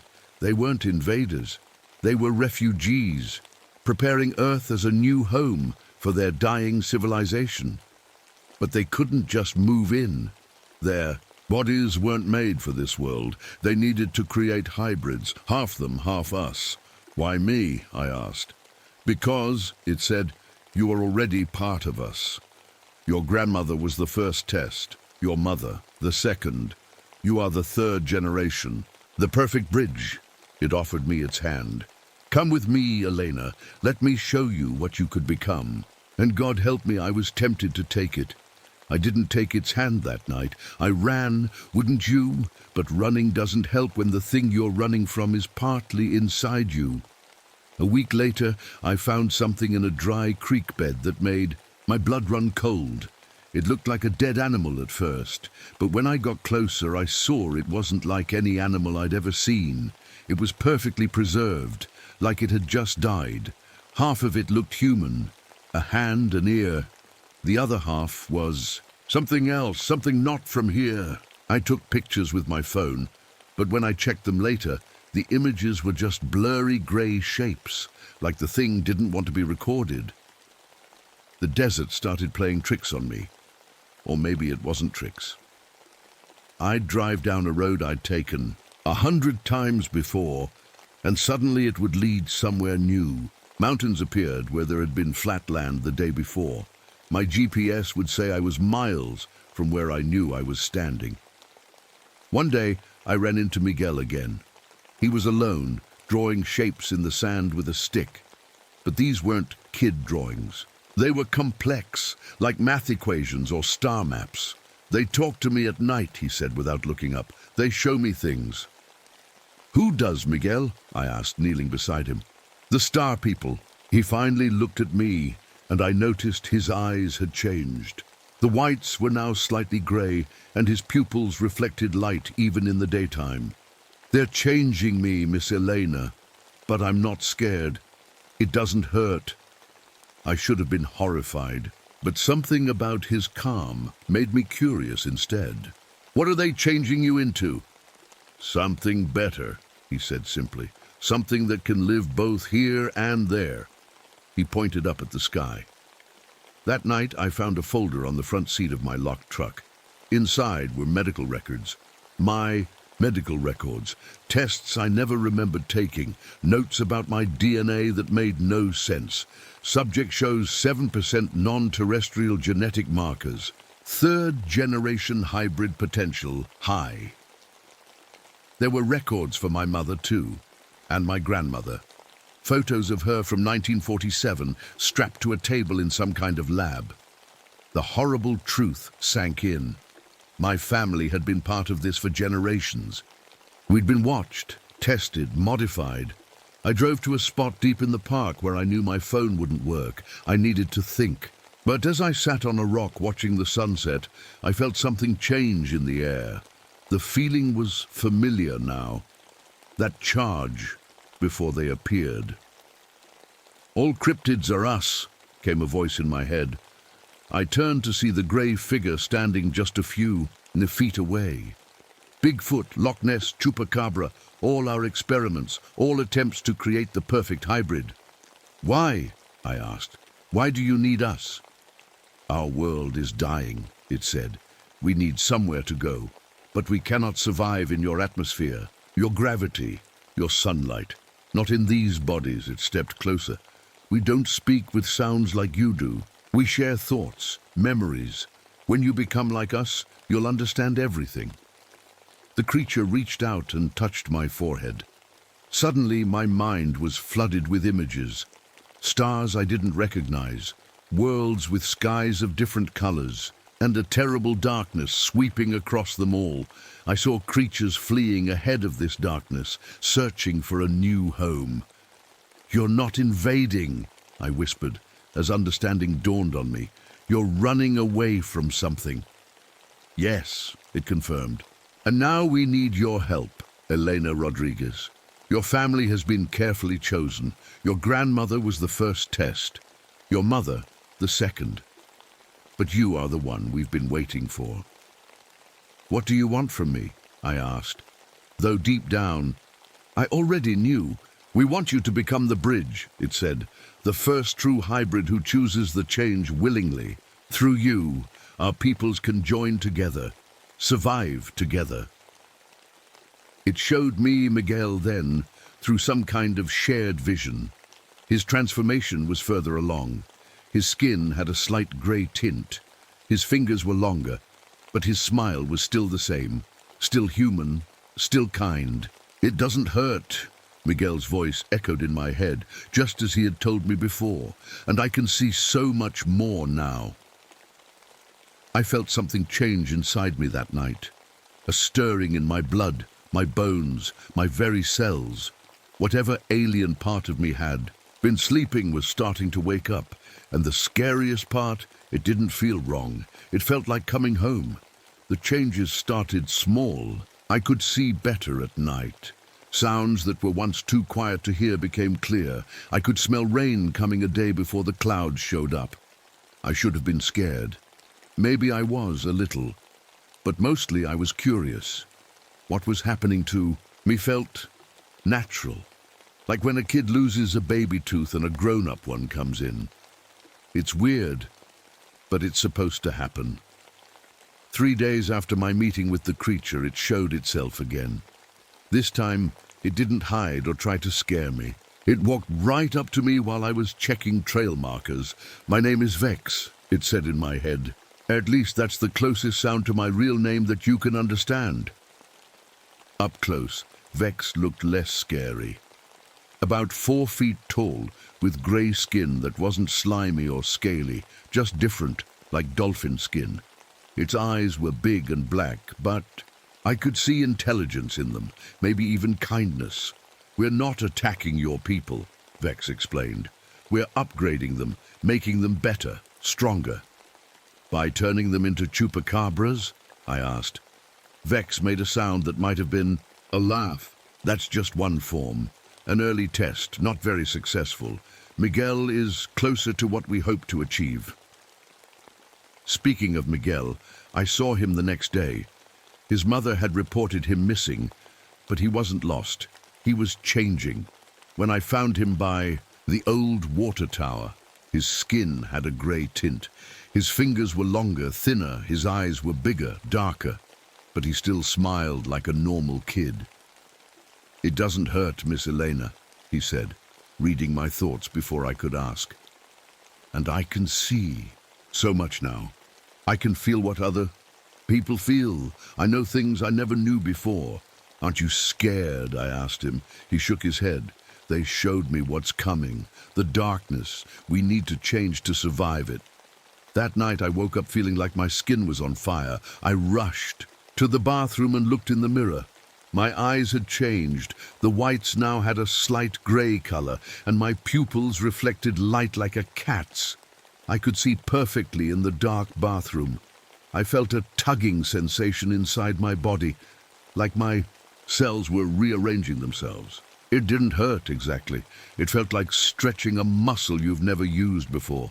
A voice in my head, Vex's voice, spoke to me. Don't fight it, Elena. This is what you were born for. Images flashed through my mind. I saw a world where humans and aliens lived together. Nobody was sick, nobody grew old and weak. People could talk without speaking, share memories like passing notes in class. It was beautiful in a strange way. Then the visions changed. I saw people in military uniforms, labs with strange equipment. My grandmother, younger than I'd ever seen her giving birth to my mother while men in white coats watched and took notes. They've known about us for decades, Vex's voice explained. Some of your leaders made a deal. We get to test our hybridization process. They get pieces of our technology. The next morning, Agent Clark showed up at my door. You've made contact, he said. It wasn't a question. How do you know? I asked. Your eyes, he replied. It always starts with the eyes.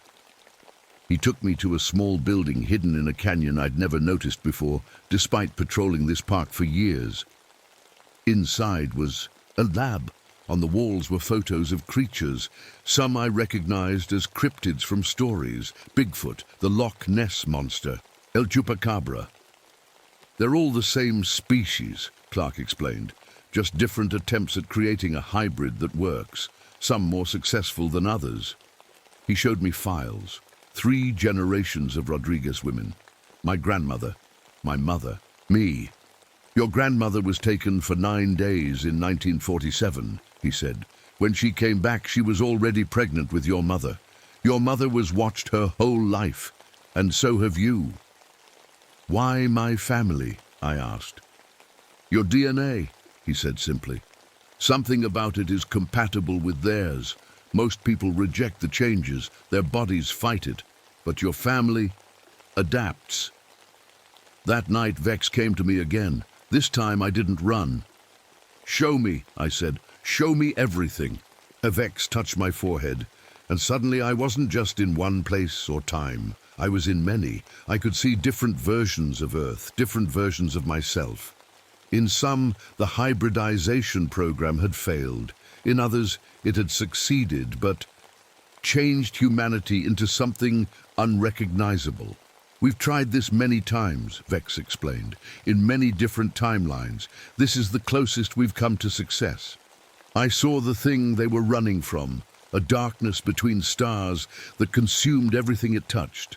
Not alive, not dead, just hungry. It destroyed our world, Vex said. It will find yours eventually, unless we prepare.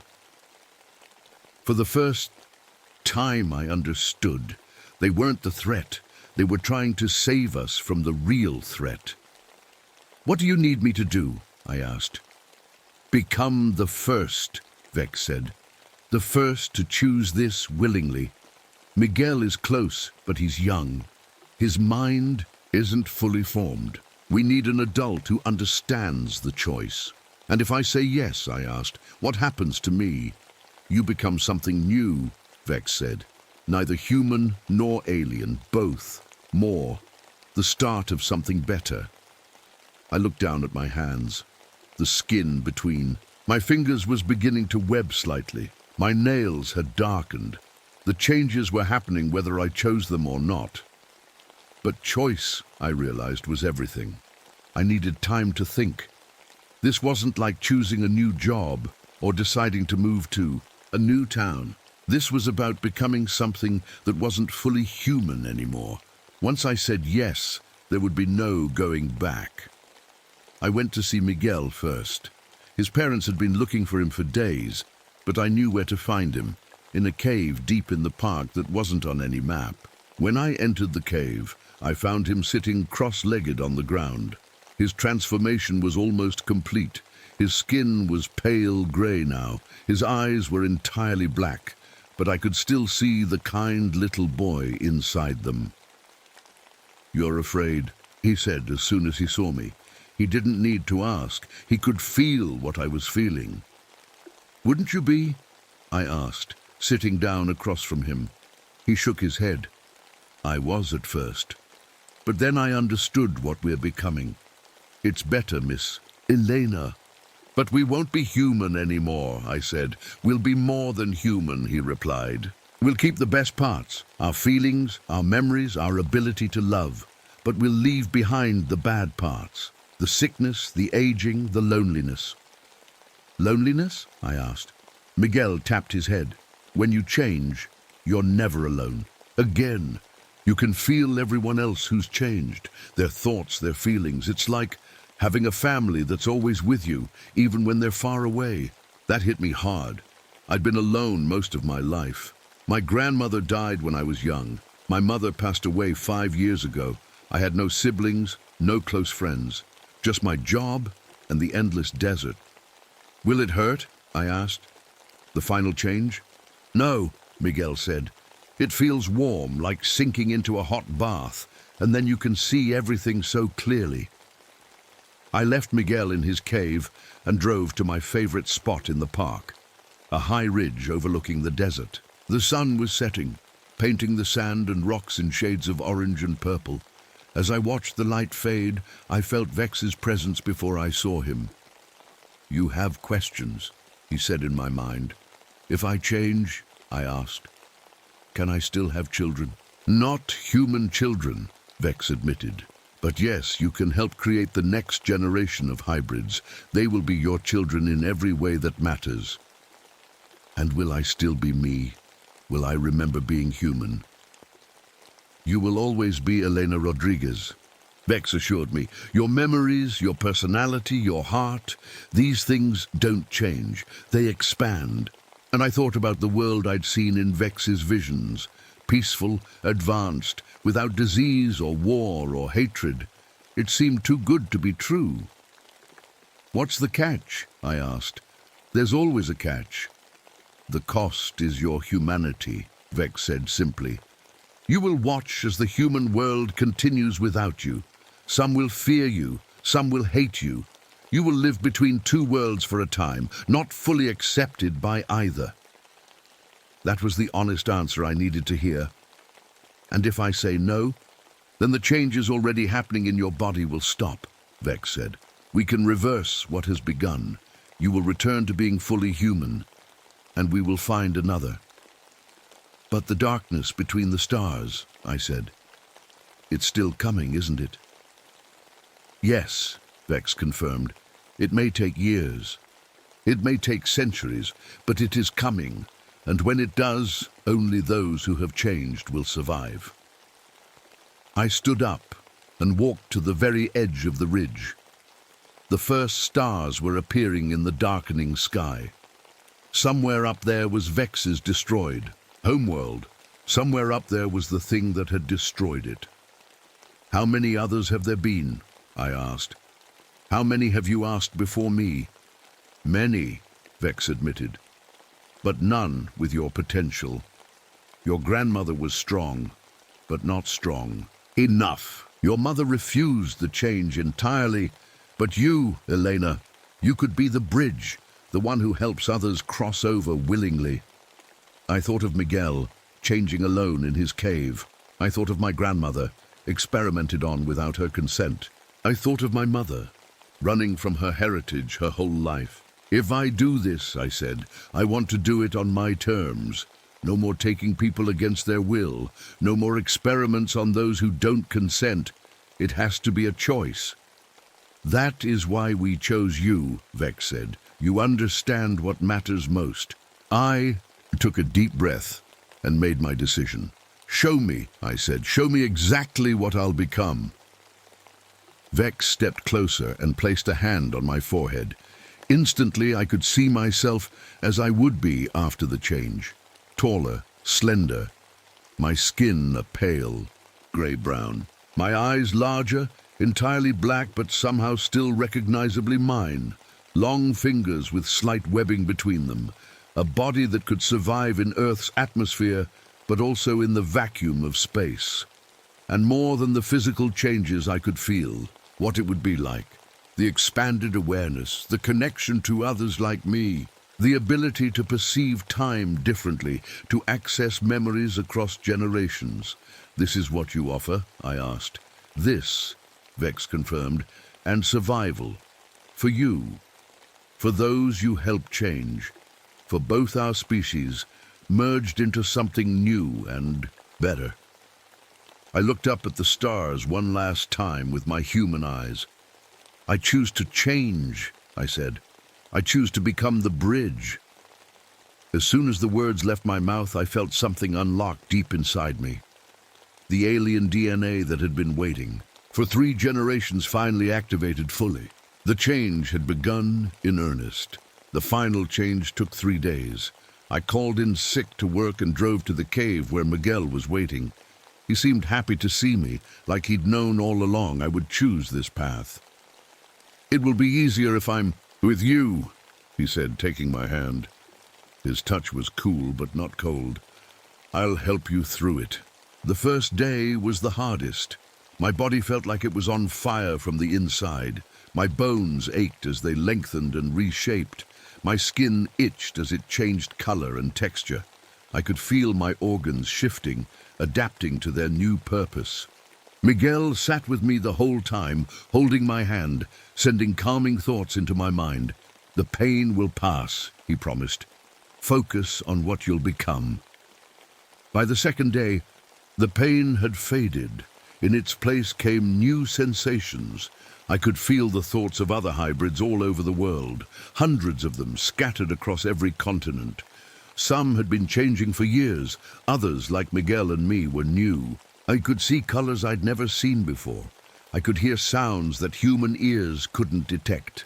When I closed my eyes, I could feel the rotation of the earth beneath me. "This is just the beginning," Miguel said. "It gets better." On the 3rd day, the change was complete. I stood up and looked at my new body. My skin was smooth and grey-brown, like wet clay. My fingers were longer, with thin webbing between them. I could feel new muscles in my back, where something like gills had formed, not for breathing underwater, but for filtering toxins from the air. When I stepped outside the cave, the sunlight didn't hurt my eyes anymore. I could look directly at the sun and see the solar flares dancing across its surface. Vex was waiting for us outside. "The first willing adult hybrid," he said, a note of pride in his mental voice. "You have done well, Elena Rodriguez." "What happens now?" I asked. My voice sounded strange in my ears, deeper, with harmonics that hadn't been there before. "Now," Vex said, "you help us find others who will choose as you did." The world looked different through my new eyes. I could see energy fields around plants and animals. I could see the invisible signals bouncing between cell towers. I could even see the thoughts of humans nearby, glowing like colorful clouds, around their heads. "They'll be afraid of us," I said, thinking of how I must look now. "Some will," Vex agreed. "But others will understand, just as you did."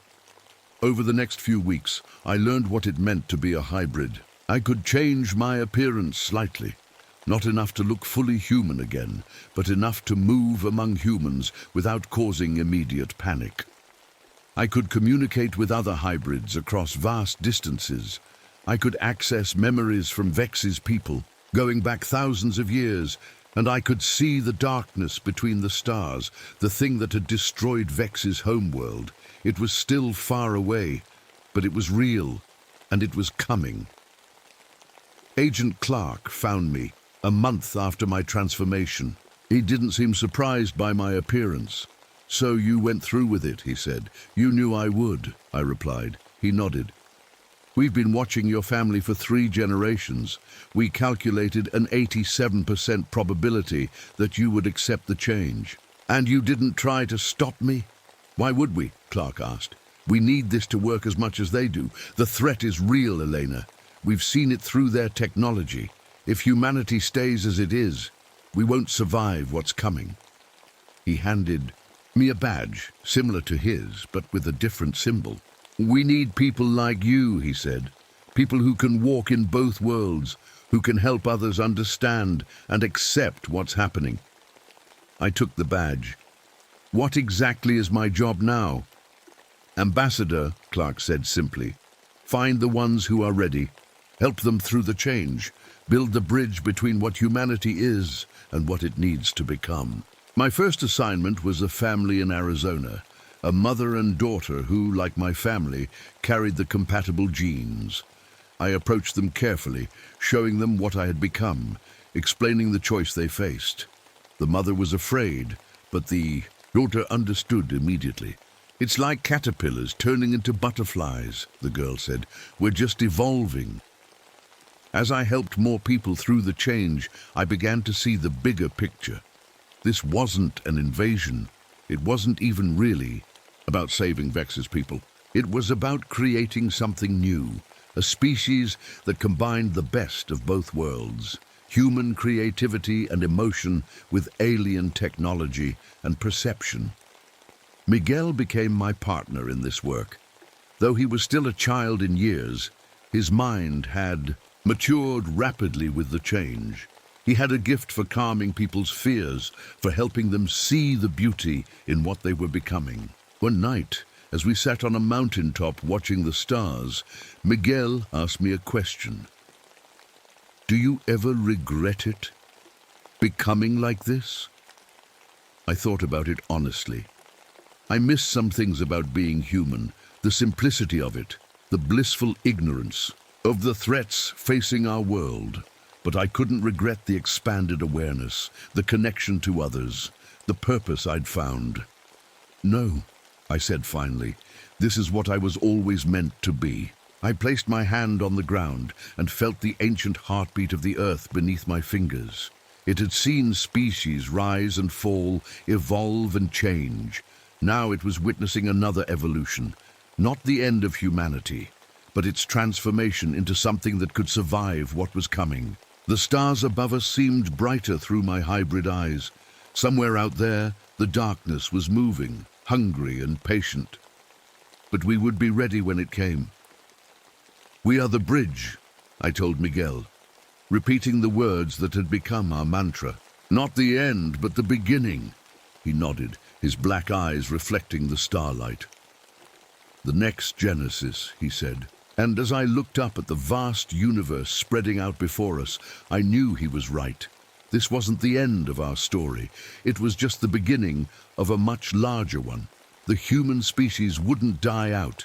It would evolve, adapt, transform, just as it had always done throughout its history. And I, Elena Rodriguez, once a simple park ranger from Texas, would help guide it through its greatest change yet. The hybrid's genesis was just the first chapter in a new book of life, and I couldn't wait to see what the next chapter would bring. My name is Michael O'Brien, but nobody's called me that in years, just Mike. Park Ranger Mike, or sometimes that crazy ex-Marine when people think I can't hear them.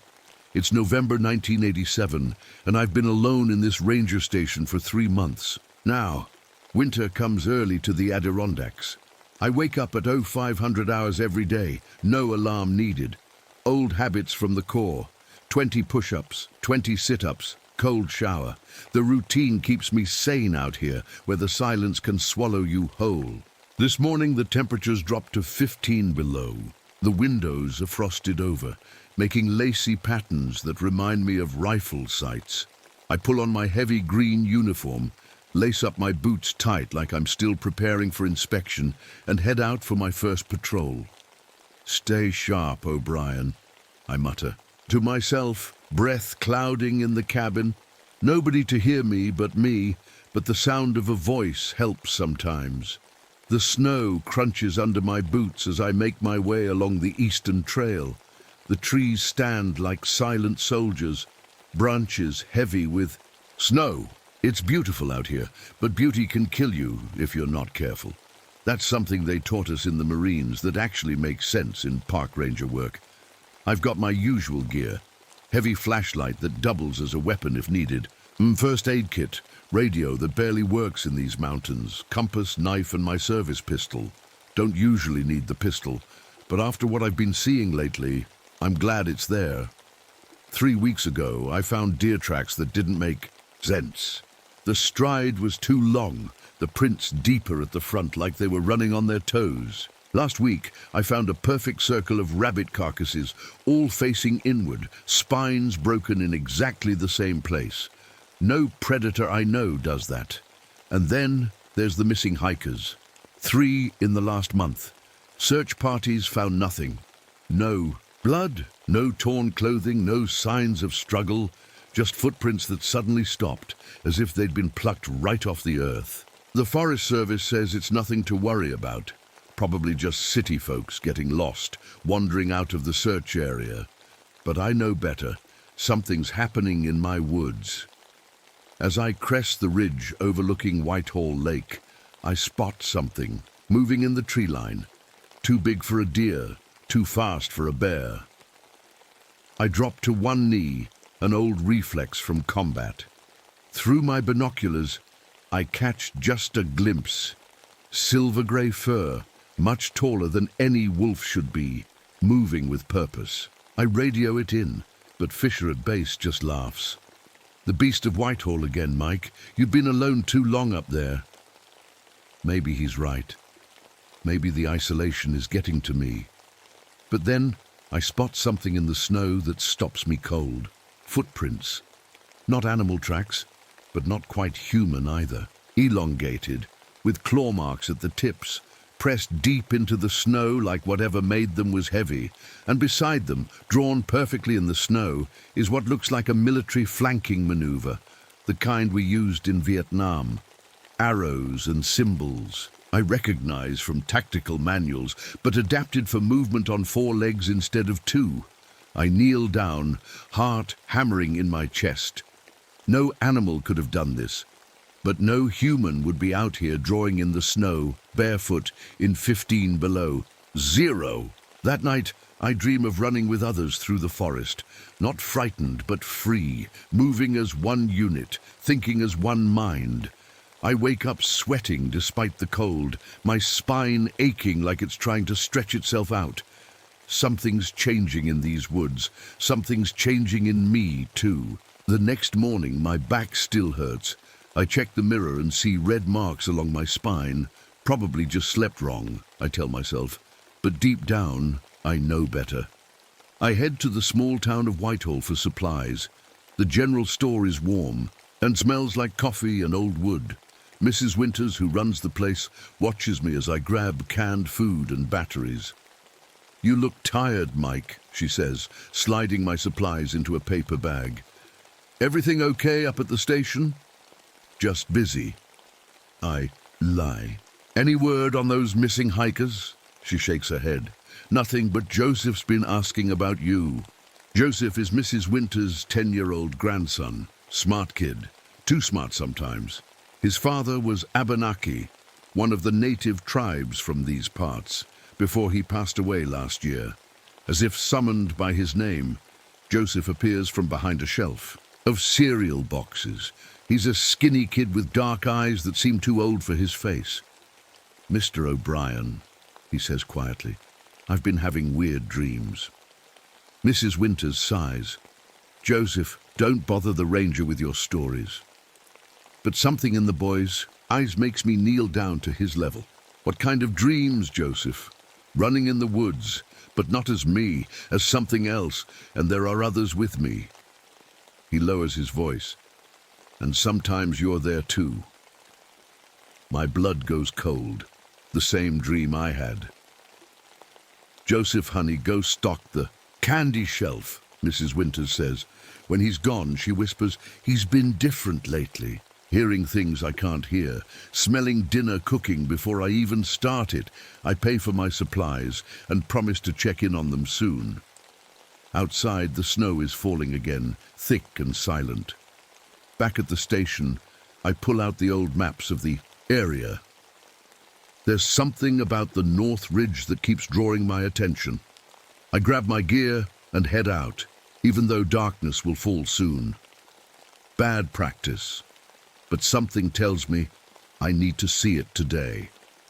The hike takes 2 hours. By the time I reach the ridge, the sun is setting, painting the snow pink and orange. Below, Whitehall Lake is frozen solid, a perfect white oval. Then I see it, a perfect circle trampled in the snow, at least 30 feet across. Inside the circle are marks I recognize immediately. Military formations, ambush patterns, defense perimeters, but slightly changed, adapted for different bodies, different movements. As I step closer to examine the markings, a strange feeling washes over me. I've been here before. Not just here at this ridge, but in this exact moment, looking at these exact marks. Déjà vu, I mutter. But it's more than that. It's like I'm living the same patrol for the second time. A twig snaps behind me. I spin around, hand on my pistol, but there's nothing there. Just shadows between trees. Show yourself, I shout. The forest answers with silence. Then a voice, not heard with my ears, but somehow inside my head. Soon, brother. I draw my gun, spinning in circles. Who's there? Nothing. Just my racing heart and quick breath making clouds in the cold air. As I turn to leave, I spot a folder half buried in the snow. It's a military folder, the kind used for classified documents. The cover is faded, but I can make out the words, Project Evolution, Whitehall Site. My hands shake as I open it. Inside are reports, photos, data, sheets. The first page shows a map of these mountains with areas circled in red, testing zones. The next page has a photo that makes my stomach drop. Soldiers in winter gear standing around what looks like a wolf, but much too large, its fur silvery in the flash of the camera. The document is dated 1968, Vietnam era, when the government was trying everything to get an edge in the war, even things they shouldn't have. The last page is what really gets me. It's a list of genetically compatible subjects, people whose DNA makes them candidates for something called integration. My name is on the list. So is Joseph's father. So are the names of the 3 missing hikers. The sun has set completely now. In the darkness, I hear movement all around me. Not trying to hide anymore, circling, watching. I make it back to the station in record time, the folder clutched to my chest, my flashlight beam bouncing wildly across the trail. The whole way, I feel eyes on me, watching from the trees. Not threatening, waiting. That night, my dreams are clearer. I'm running with the pack, but this time I can see them. Silver-gray fur, powerful bodies, somewhere between wolf and human. And their minds, I can feel their minds touching mine. A perfect unit. No secrets, no lies, no loneliness. Just belonging. I wake up crying, though I couldn't tell you why. The next 3 days pass in a blur. I radio my supervisor and tell him I'm tracking something unusual. He gives me permission to focus on this investigation, though I can hear the doubt in his voice. I spend hours reading the documents I found. The government was experimenting with evolution, trying to create soldiers who could communicate without speaking, move through impossible terrain, and think as one unit. They used chemicals, radiation, and things I don't understand on both animals and people who volunteered. But something went wrong, or maybe right in a way they didn't expect. The test subjects escaped into the mountains. The project was shut down in 1972, the files sealed. Everyone thought the experiments died out in the wilderness. They didn't die. They evolved. On the 4th morning, I wake up to find Joseph sitting on my porch. The temperature is 20 below, but he's wearing just a light jacket. He doesn't look cold. How did you get here? I ask, pulling him inside. The ranger station is 15 miles from town. I walked, he says simply. They showed me the way. I make him hot chocolate. His hands are warm when I pass him the mug. too warm for someone who's been outside. "You've been feeling different, haven't you?" I ask. He nods. "I can hear people thinking sometimes. Not words exactly, but feelings. And I'm faster now. The kids at school can't catch me at tag anymore." He looks up at me. "You're changing too. I can feel it. My spine has been hurting worse each day. When I shower, I notice the vertebrae visibly, pushing against my skin as if trying to break out. What's happening to us, Joseph? We're being chosen," he says, with a child's simplicity, "for the next step." That afternoon, I take Joseph with me into the woods. I tell myself it's to bring him back to town safely, but the truth is, I need him with me. He knows things I don't. We hike to a place I've never been before, but Joseph leads the way confidently. The trees grow thicker here, creating a natural shelter where the snow doesn't reach the ground. In this clearing, the earth is bare and warm. "They meet here," Joseph says, as if on cue we hear movement in the trees. I reach for my gun, but Joseph puts his small hand on mine and shakes his head. A figure steps into the clearing. For a second, I think it's a man in a fur coat. Then I realize the silver-gray fur is growing from his skin. He stands upright, but looks comfortable on all fours too. His face is somewhere between human and wolf, with intelligent eyes that look straight at me. "Michael O'Brien," he says, his voice rough but clear. "We've been waiting for you." More figures emerge from the trees, a pack, some more wolf-like, others more human. Some I recognize with a shock. A woman who went missing last summer, now moving with animal grace, her skin partially covered, with sleek fur. And among them, 3 faces I know from the missing persons reports. The leader, the Alpha, steps forward. You felt it already. The call, the change. I want to run, but my feet won't move. Not from fear, but because some part of me wants to stay. "What are you?" I ask. "We are what humans can become," the Alpha says. "What some of us need to become. The next step." Step in what? Evolution. The Alpha explains that the military experiments didn't create them. They just accelerated what was already happening. Some humans carry genes that allow them to evolve faster, to adapt. The government found these people, tried to control the process. But evolution can't be controlled. The pack is a democracy, the Alpha says. Each mind connected to all. No secrets, no lies, no war. Perfect understanding. "Why me?" I ask. "Your military training, your instincts, your genetics, you're compatible." He steps closer. "We need leaders for what's coming." What's coming? The world is changing. Humans can't survive as they are. Some must evolve to guide the others. Joseph has wandered among the pack members while we talk. They nuzzle him gently, accepting him. A child among them reaches out, half human, half something else, but still obviously a child. They play together as if it's the most natural thing in the world. Suddenly, the clearing wavers before my eyes. For a second, I'm standing in the same spot. But it's summer, then winter again. But the pack is arranged differently. Then back to now. "You're experiencing timeline shift," the Alpha explains. "We exist slightly outside normal time. We can see possibilities, learn from them." "I don't understand," I say, my head spinning. "You've done this patrol before, in another timeline, made different choices. We learned from each version." I remember the sense of déjà vu on the ridge, the feeling I'd been there before. "Come," the Alpha says. "Let us show you what we offer." The pack surrounds us, and suddenly I feel their minds touching mine. Not invading, inviting.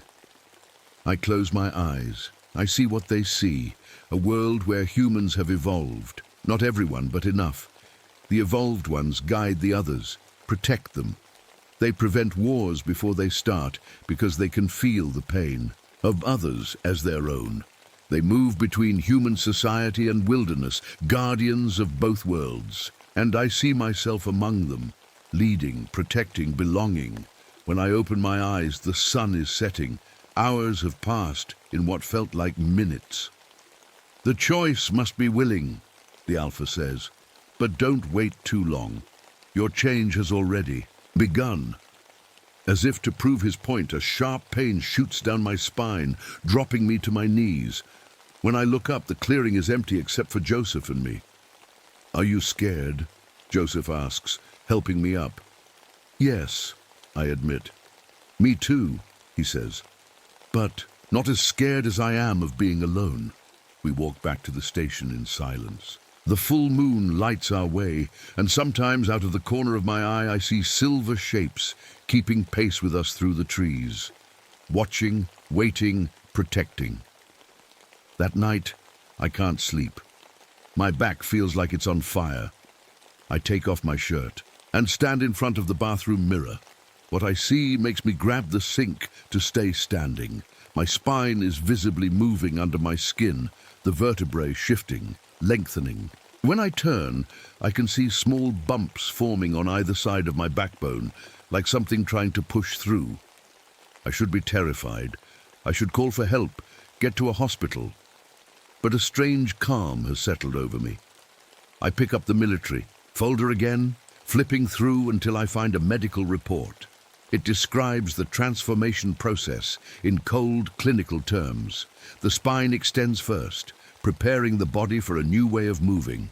Then, enhanced muscles develop, senses sharpen, and finally, the mind opens to the pack connection. It hurts less if you don't fight it, says a voice. I spin around. Joseph is standing in my living room, though I never heard him come in. How did you get back here, I ask. The same way I did before. He shrugs. I just knew how to come. Hey, grab my coat. I need to get you home. Your grandmother must be worried sick. Joseph shakes his head. She knows I'm with you. They told her. They? The pack. She can't hear them like we can, but they can send her feelings. She feels safe when I'm with you. I don't know what to believe anymore, but I know Joseph needs to go home, and I need answers. We walk through the woods in darkness. I don't need my flashlight somehow. The moonlight is enough. My eyes picking up details I never could before. I can smell things too. The old snow, animals that passed hours ago, the faint scent of wood smoke from town 5 miles away. Halfway to town, we find them waiting. The Zhui pack, at least 15 of them silver in the moonlight. The Alpha steps forward. It's happening faster than normal, he says, looking at me with those 2 intelligent eyes. Your military conditioning. Your body is used to adapting under pressure. Make it stop, I say, though without much conviction. We can't stop it now. We can only guide it. He turns to Joseph. The boy is different. Born ready. Second generation. Second generation? His father was one of us. He chose to live as a human, but passed the genes to his son. Joseph looks at the Alpha without fear. Is that why Dad died? Because he chose wrong? The Alpha makes a sound that might be a sigh. He didn't choose wrong. He chose his path, as you must choose yours, as Michael must choose his.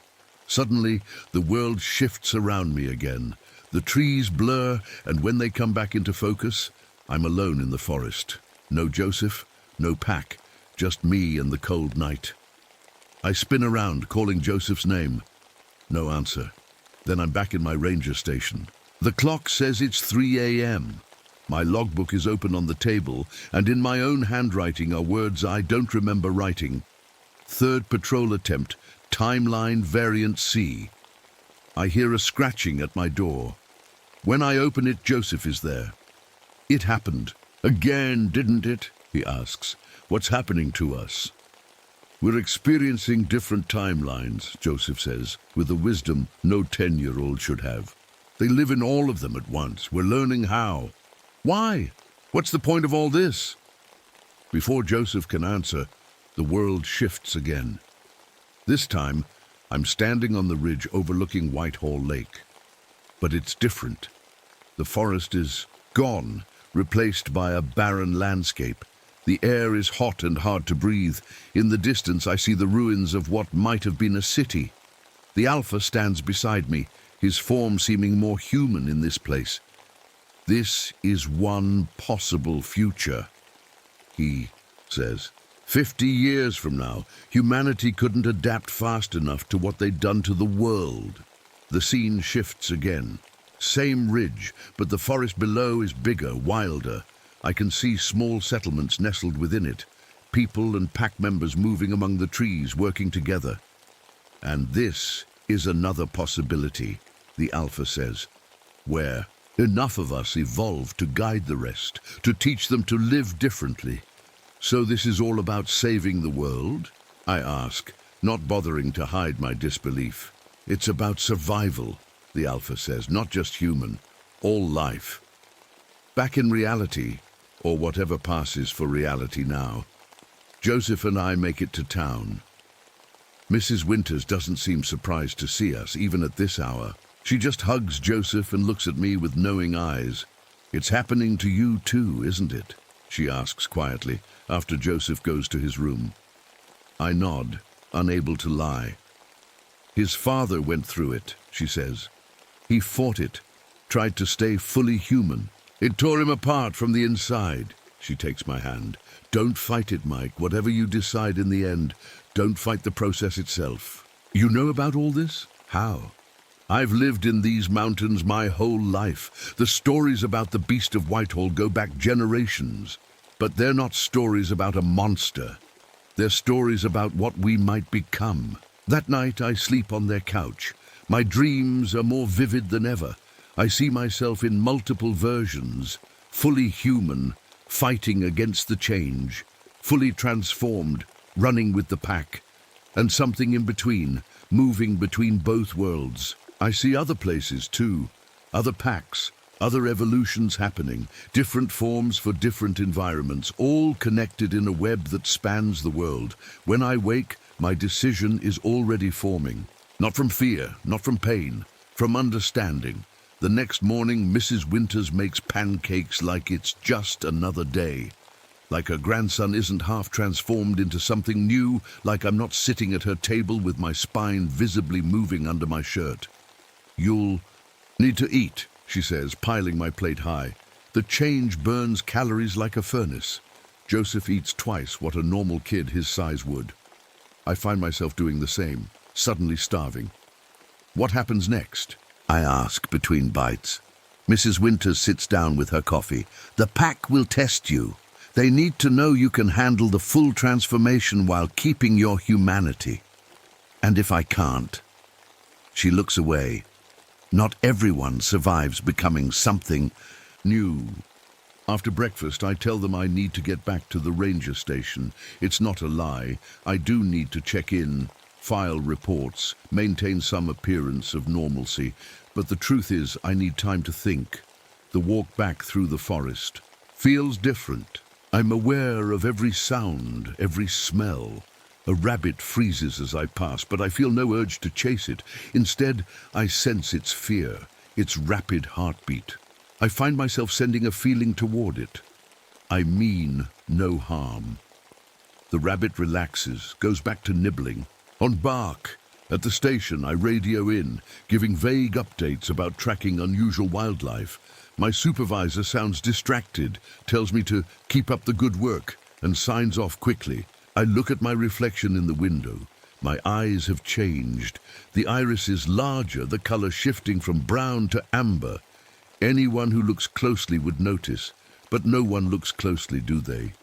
We see what we expect to see. That afternoon, I feel drawn to the North Ridge again. This time, I don't fight the feeling. The hike that normally takes 2 hours takes me less than 1. My body moves differently now, more efficiently. The Alpha is waiting in the clearing, alone this time. "Your transformation is progressing well," he says. "I didn't agree to this," I remind him. "Your body did. Your genetics did." He tilts his head, "Oh, but the final step requires your mind's agreement too, your willing choice. And if I say no, then we help you stabilize where you are, a partial change. It's harder to live that way. caught between forms, but possible. I think of Joseph's father, who Mrs. Winters said was torn apart from the inside. Tonight is your trial, the Alpha says. The pack must vote. Democracy, remember?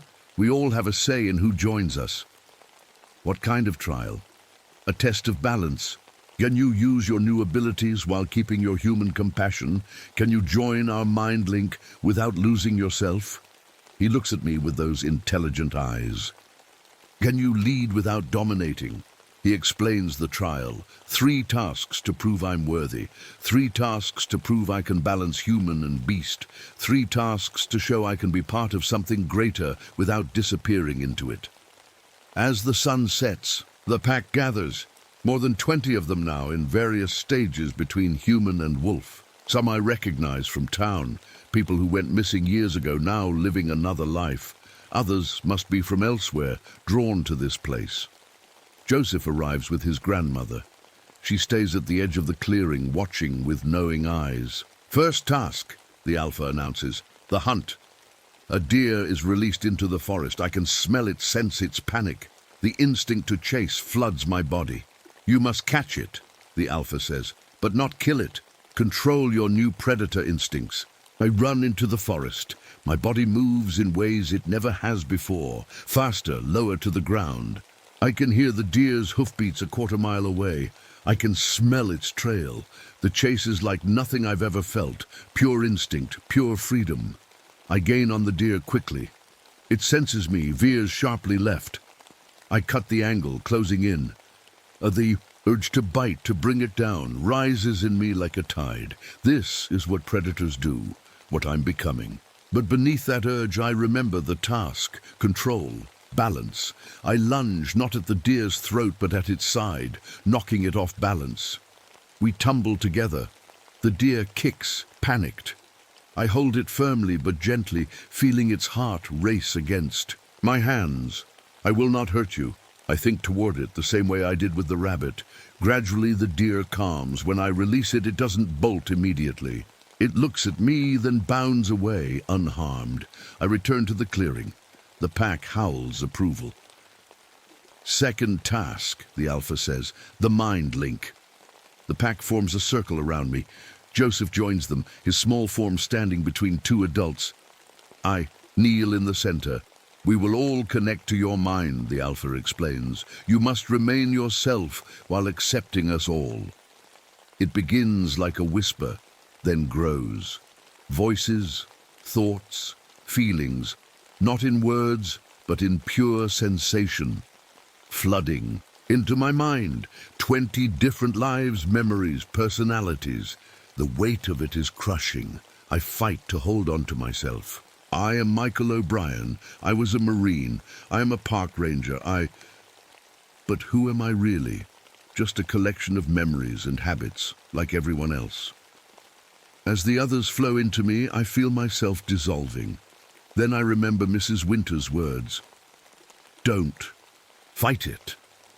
Instead of resisting, I open myself, let them in, but I don't disappear. Instead, I become a center, a focal point. Their thoughts flow through me, but I remain, and something unexpected happens. I feel their loneliness, their struggles, the pain of transformation, the fear of being hunted, the joy of running free. I feel it all, and they feel mine. Perfect understanding. When it ends, I'm crying. So are some of them. Final task, the Alpha says, his voice gentler now. The choice. He steps forward, pressing his forehead to mine. A vision fills my mind, what I will become if I accept the full transformation. 9 feet tall when standing upright. Silver, fur, powerful beyond imagination. Mind connected to all of them, always. But there's a price. I will never fully be human again. Never live among ordinary people without hiding. Never have a normal life. You must choose, the Alpha says, stepping back. And the pack must vote to accept you. One by one, the pack members step forward. Some touch my shoulder, others simply meet my eyes. Each one voting. Joseph is last. He takes my hand in his small one. "You don't have to be scared of being alone anymore," he says. The Alpha nods. "The pack has spoken, unanimous acceptance." He looks at me. "Now your choice, Michael O'Brien. Will you join us fully? Become what you are meant to be?" The night is silent around us. In the distance an owl calls. The stars seem impossibly bright. I think of my lonely cabin, my military past, the emptiness I've carried for years. I think of what I've felt these past days: connection, purpose, belonging. I meet the Alpha's eyes and give my answer. "Yes," I say. "I choose this." The word hangs in the night air. Final, irreversible. The Alpha nods once, then turns to the pack. "Prepare the circle." They move quickly, forming a tight ring around me. Joseph steps back to stand with his grandmother at the edge of the clearing. Mrs. Winters puts her arm around him protectively. "The transformation will be painful," the Alpha warns me. "We will share the pain, ease it where we can, but much of it you must bear alone." I nod, my throat too tight to speak. "Lie down," he says. I lower myself to the ground. The earth is cold beneath me, but not uncomfortable. The stars wheel overhead, impossibly bright. "Begin," the Alpha commands. The pack members kneel, each placing a hand somewhere on my body. The Alpha places his palm on my forehead. The moment they touch me, my spine arches in pain. It starts there, in my spine, where the changes began days ago. Now, instead of slow shifts, my vertebrae crack and reshape all at once.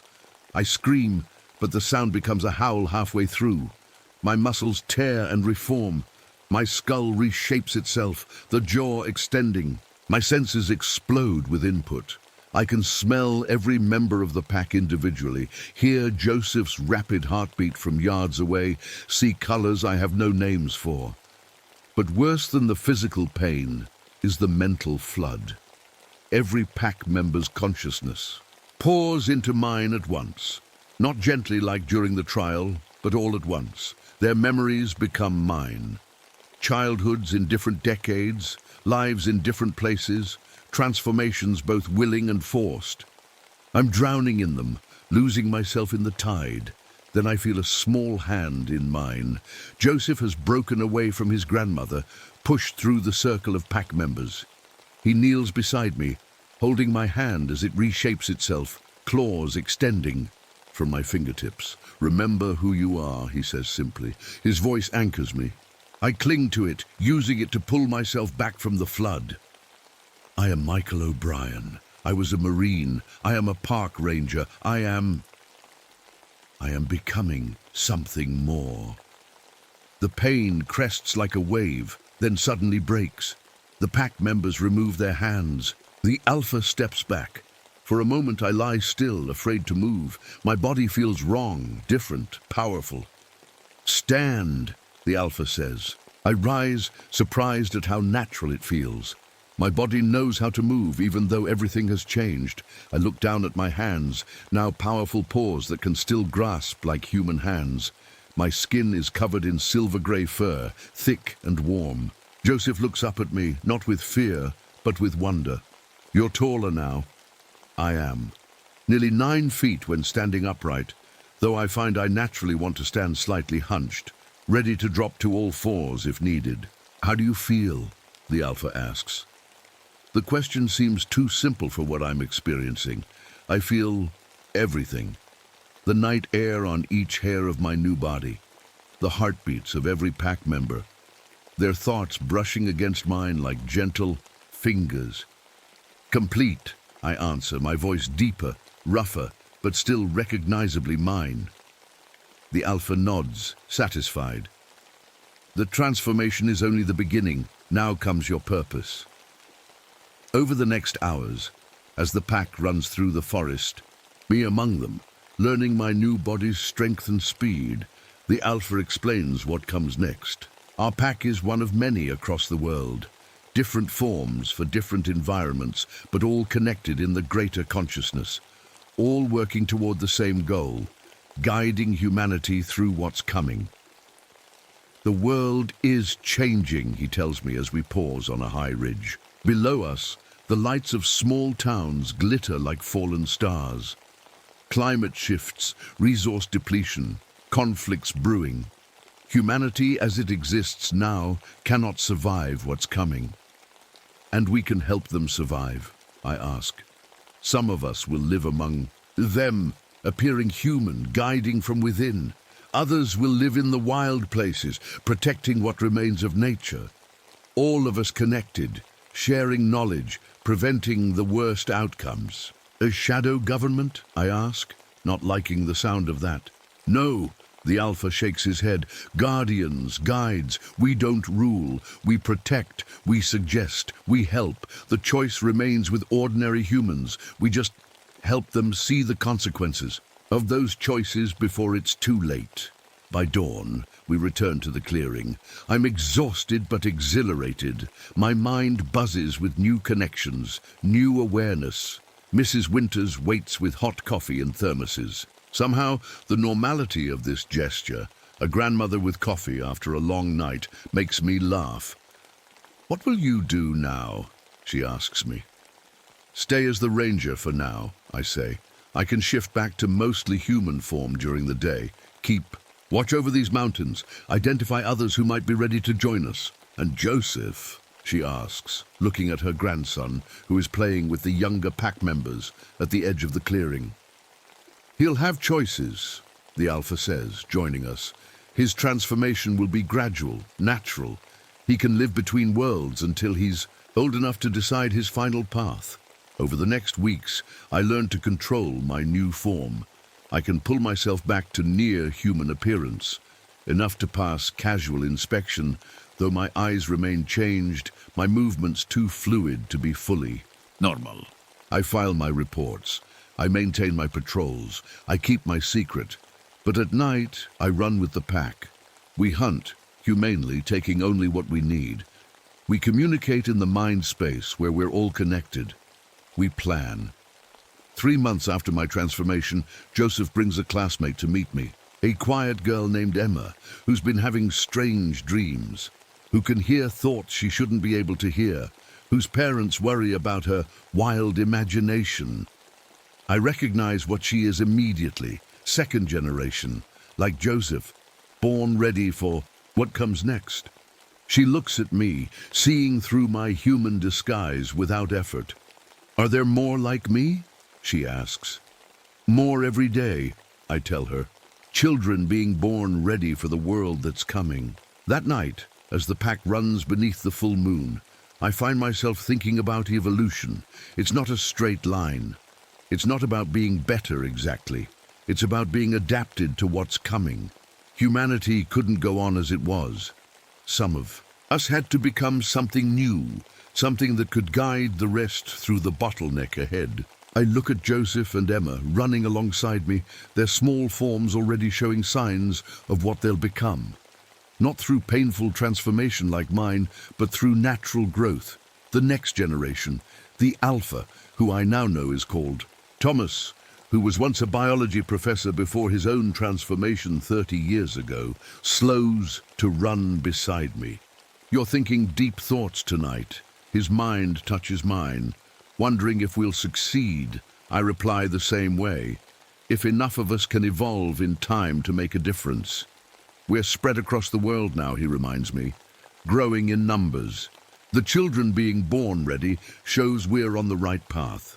We crest a hill, the pack spread out around us.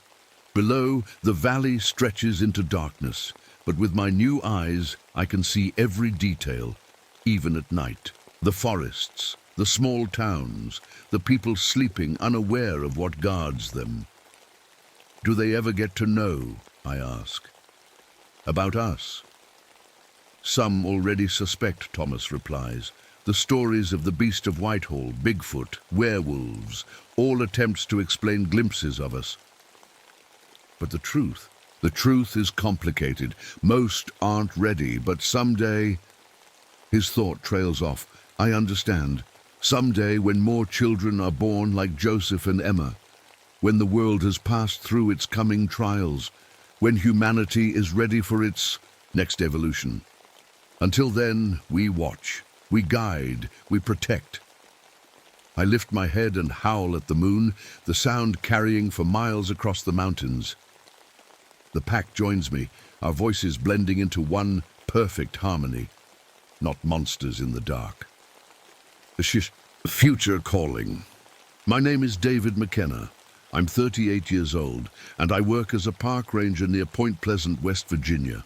Before this job, I flew helicopters in Vietnam for the Air Force. That feels like another lifetime now. Something's wrong with me. I keep living the same day over and over. Not exactly the same. Little things change. But it's like I'm stuck in a loop that won't end. This morning I woke up in my cabin, got dressed in my ranger uniform, and made coffee just like I always do. I looked at the calendar. November 15th, 1975. But I swear I've seen this date 100 times already. I keep a small toy airplane on my bedside table. It belonged to my daughter, Sarah. She loved planes because of me. Daddy flies real ones, she used to tell everyone.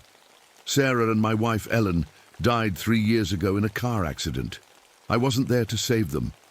I was working. I'm always working when bad things happen.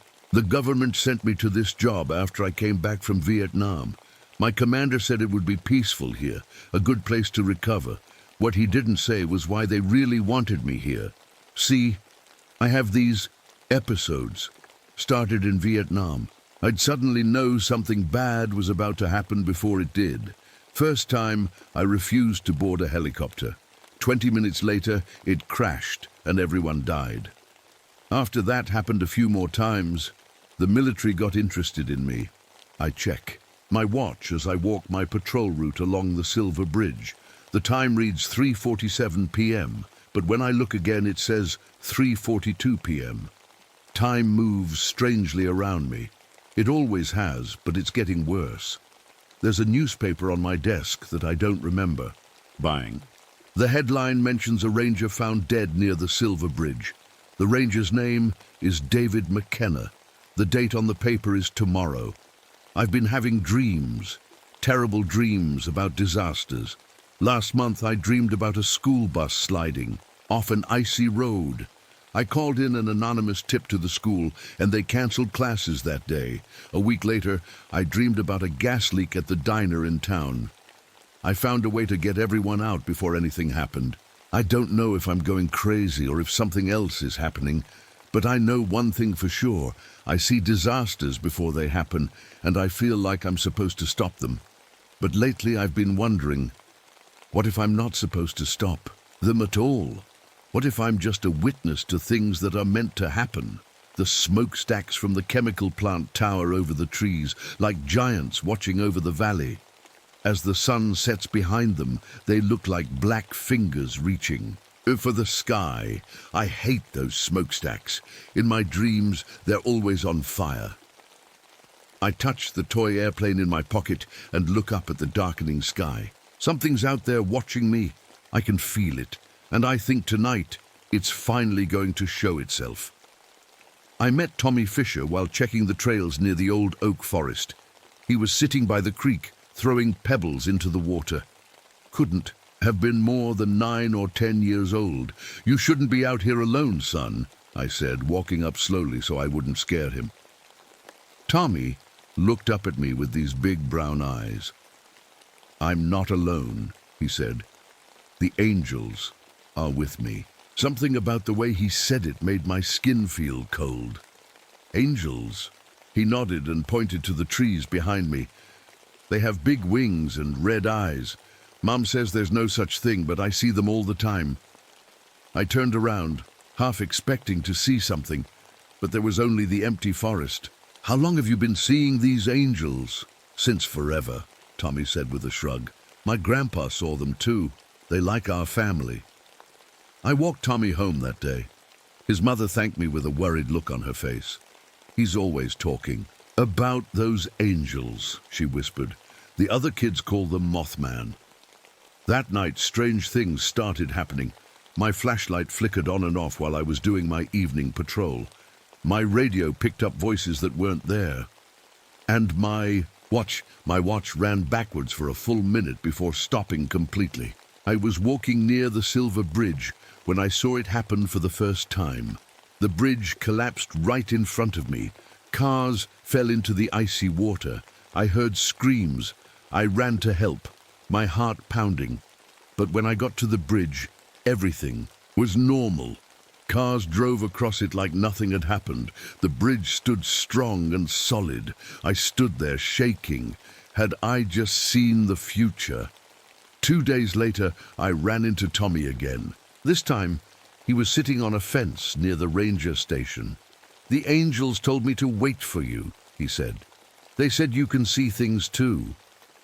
"What kind of things?" I asked, even though I was afraid of the answer. "Bad things that haven't happened yet." Tommy kicked his feet against the fence posts. "My grandpa could see them too. The angels visited him for years and years." I sat down next to him. "Tommy, have you ever seen the angels up close?" He nodded.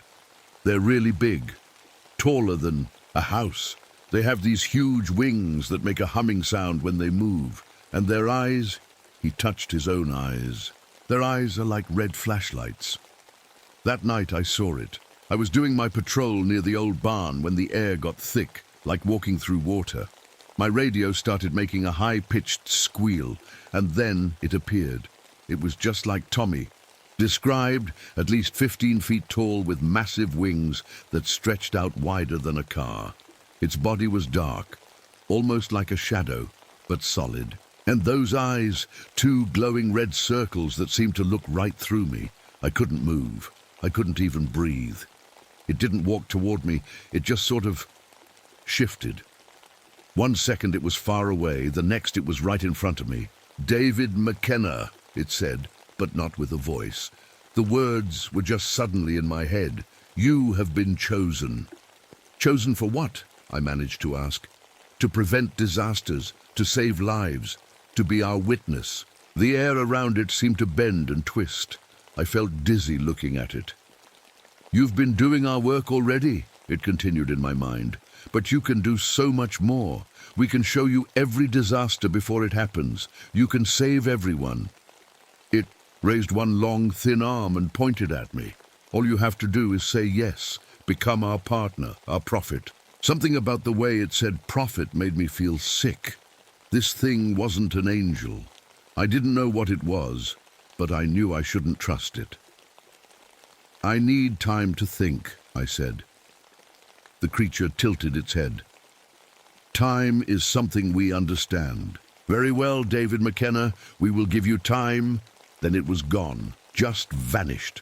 The only proof it had been there was my watch, which had stopped at exactly 3:33 a.m. and the strange burn marks on the ground where it had stood. I walked home in a daze, wondering if I was losing my mind. But deep down, I knew what I had seen was real, and I knew it would be back. I couldn't sleep after meeting that thing. I kept seeing those red eyes whenever I closed mine.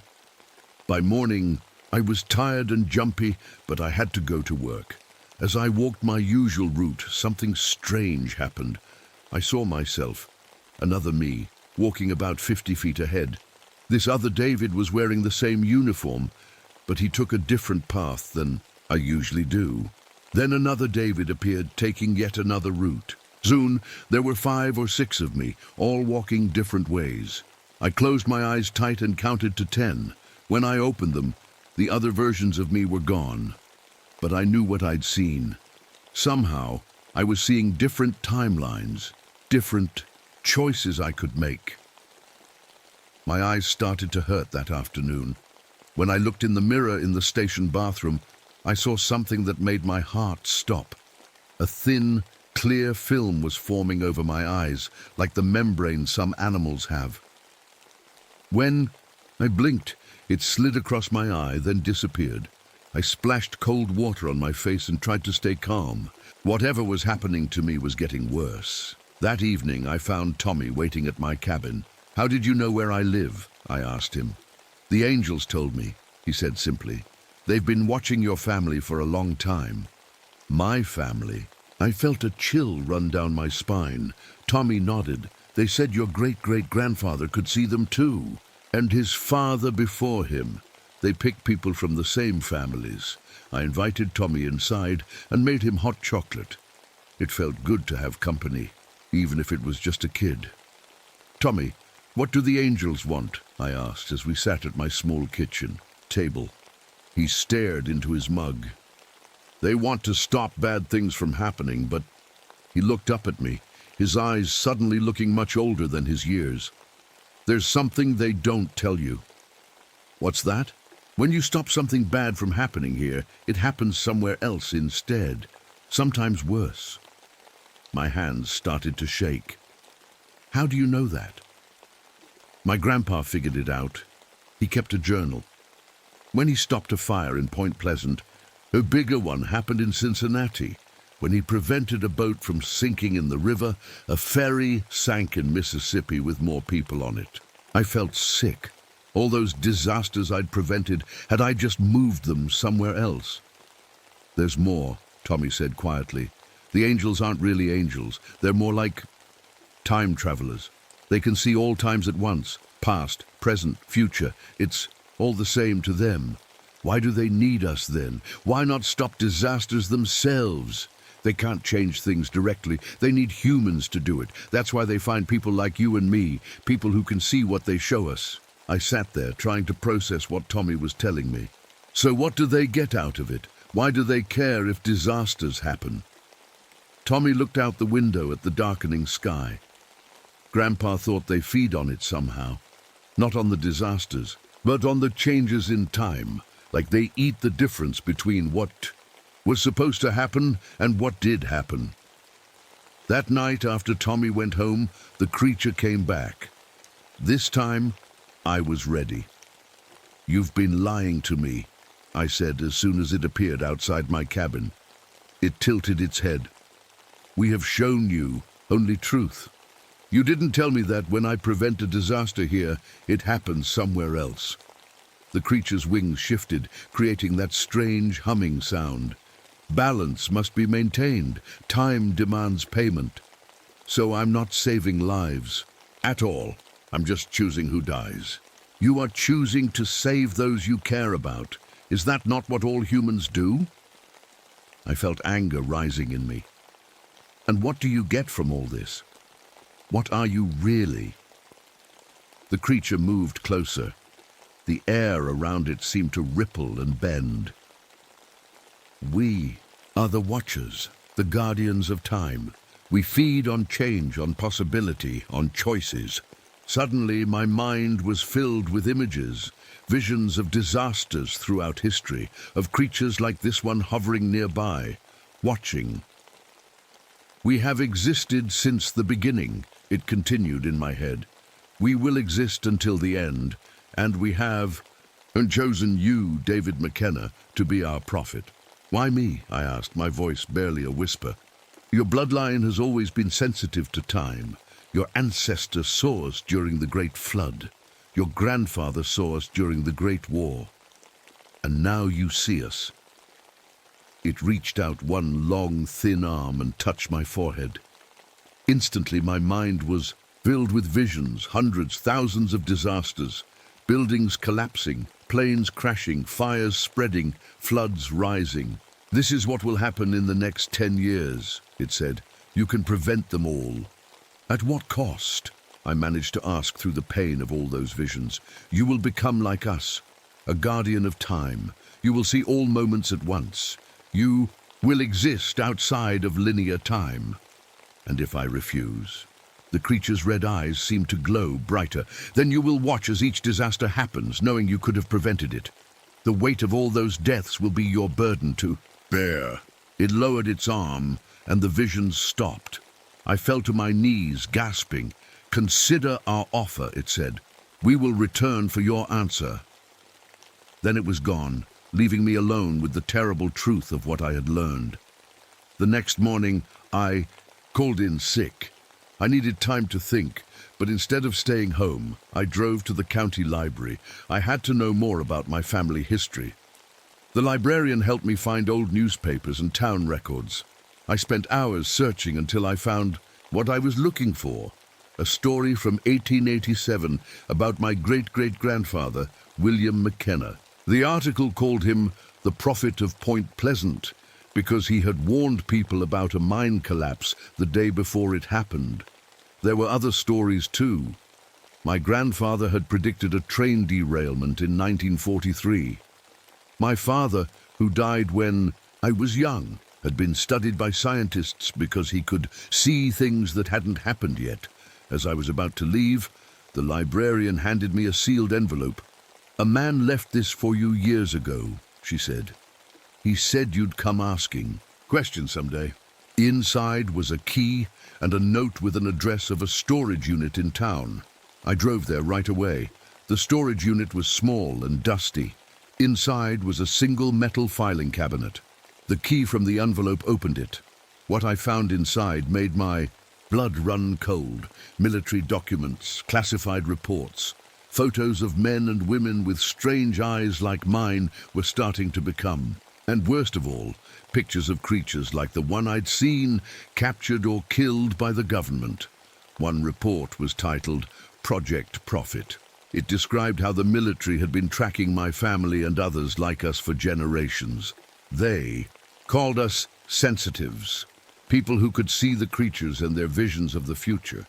Another file showed experiments. The military had been trying to create human Mothman hybrids, hoping to make soldiers who could see the future. Most of the experiments had failed horribly. The last file was about me. It had my military records, medical tests, and notes about my episodes in Vietnam. They had known all along what I could do. That's why they sent me to Point Pleasant, to watch me, to see if I would make contact with the creatures. I was so focused on the files that I didn't hear the storage unit door open behind me. "I see you found your inheritance," a man's voice said. I spun around. An older man in a dark suit stood there. He didn't look surprised to see me.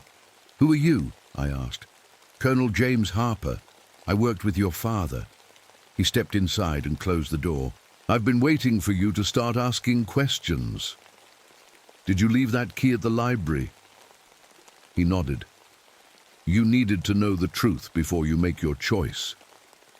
My hands tightened on the file I was holding.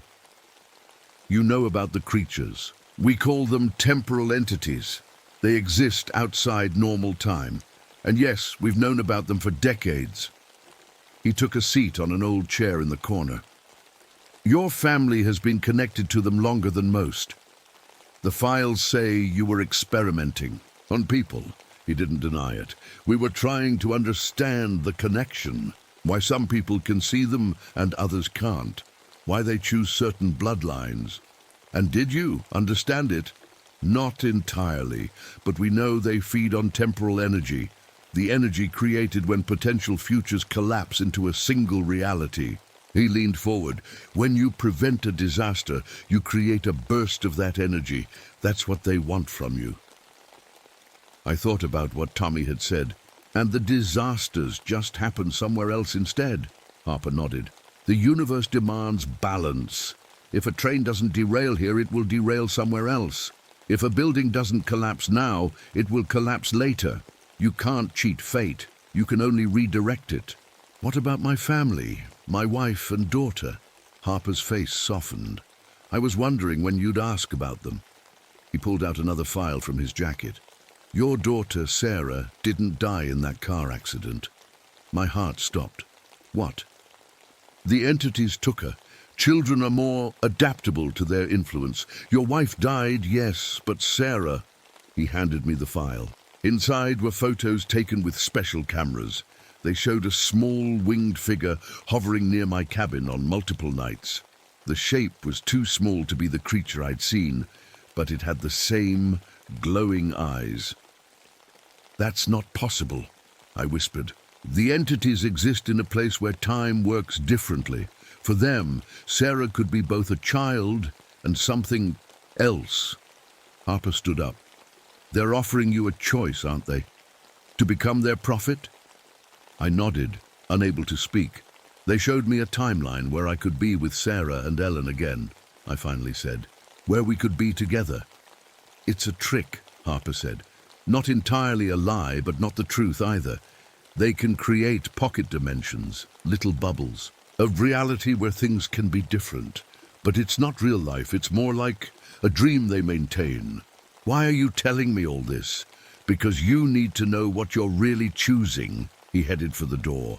Whatever you decide, we won't interfere. We've learned that trying to fight them only makes things worse. Before he left, he turned back. One more thing. The boy, Tommy, be careful around him. He's not what he seems. After Harper left, I sat among the files for hours, reading about my family's strange history with these creatures.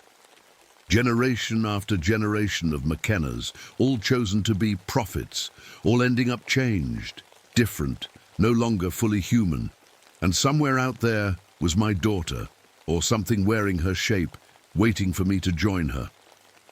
I woke up the next morning with a sharp pain in my back. When I looked in the mirror, I saw two small bumps forming on either side of my spine. My skin there was red and stretched tight. The changes were happening faster now. My eyes had that strange film, completely covering them. When I blinked, my vision would shift, sometimes showing me what was in front of me, sometimes showing me things that hadn't happened yet. I called in sick again and spent the day in my cabin.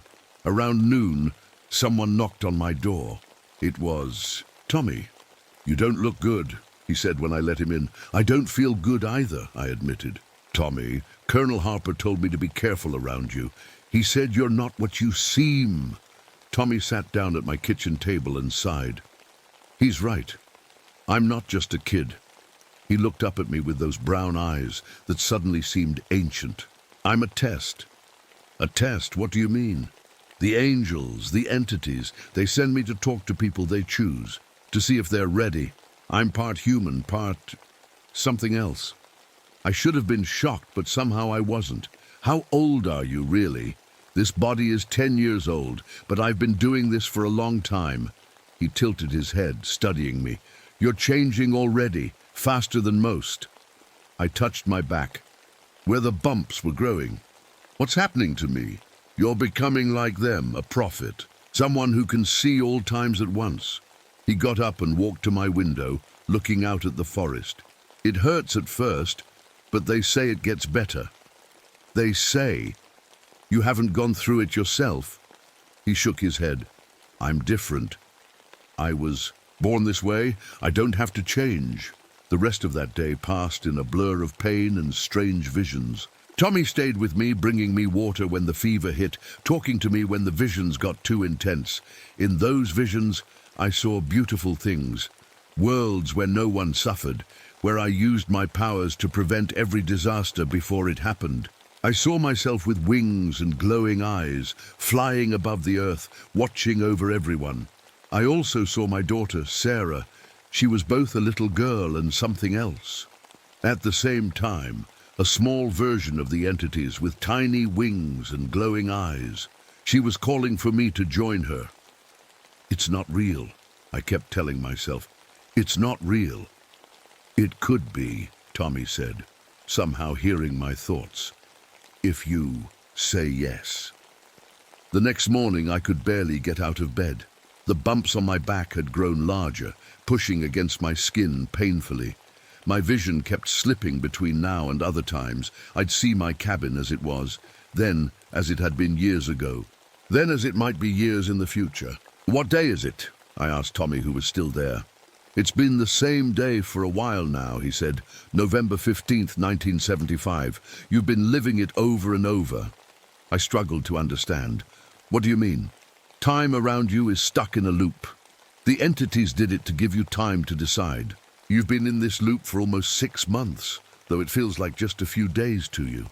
I thought back to all the times I'd felt déjà vu, all the times I'd checked my calendar and seen the same date. That's not possible. For them, it is. They control time differently than we do. Tommy helped me sit up. "Every loop is a little different because you make slightly different choices, but it always ends with them asking you to be their prophet and you asking for more time." My head was spinning, not just from what Tommy was saying, but from the fever and pain of my transformation. "I can't keep doing this," I groaned. "You don't have to," Tommy said softly. "You can say yes or no. Either way, the loop will end." That evening, as the sun was setting, the creature came again. This time, it wasn't alone. A smaller figure hovered beside it, a child-sized entity with familiar eyes. "Sarah?" I whispered. The smaller entity moved closer. In my mind, I heard a voice that was both my daughter's and something much older. "Daddy," it said, "we've been waiting for you." I reached out a trembling hand. "What happened to you?" "I became something better," the voice said, "something more, and you can too." The larger entity moved forward. "Your daughter was taken in the moment of transition between life and death. Her body died, but her essence was preserved. She exists now as one of us." "Is she happy?" I asked, tears streaming down my face. "Happiness is a human concept," the entity said. "She exists beyond such limitations now. She is part of something greater, a guardian of time itself." The smaller entity, Sarah, floated closer. "It doesn't hurt anymore, Daddy, and I can see everything now, all the times that were and will be. We offer you this gift," the larger entity said, "to join us, to exist beyond time, to be reunited with your daughter in a form that transcends human limitations."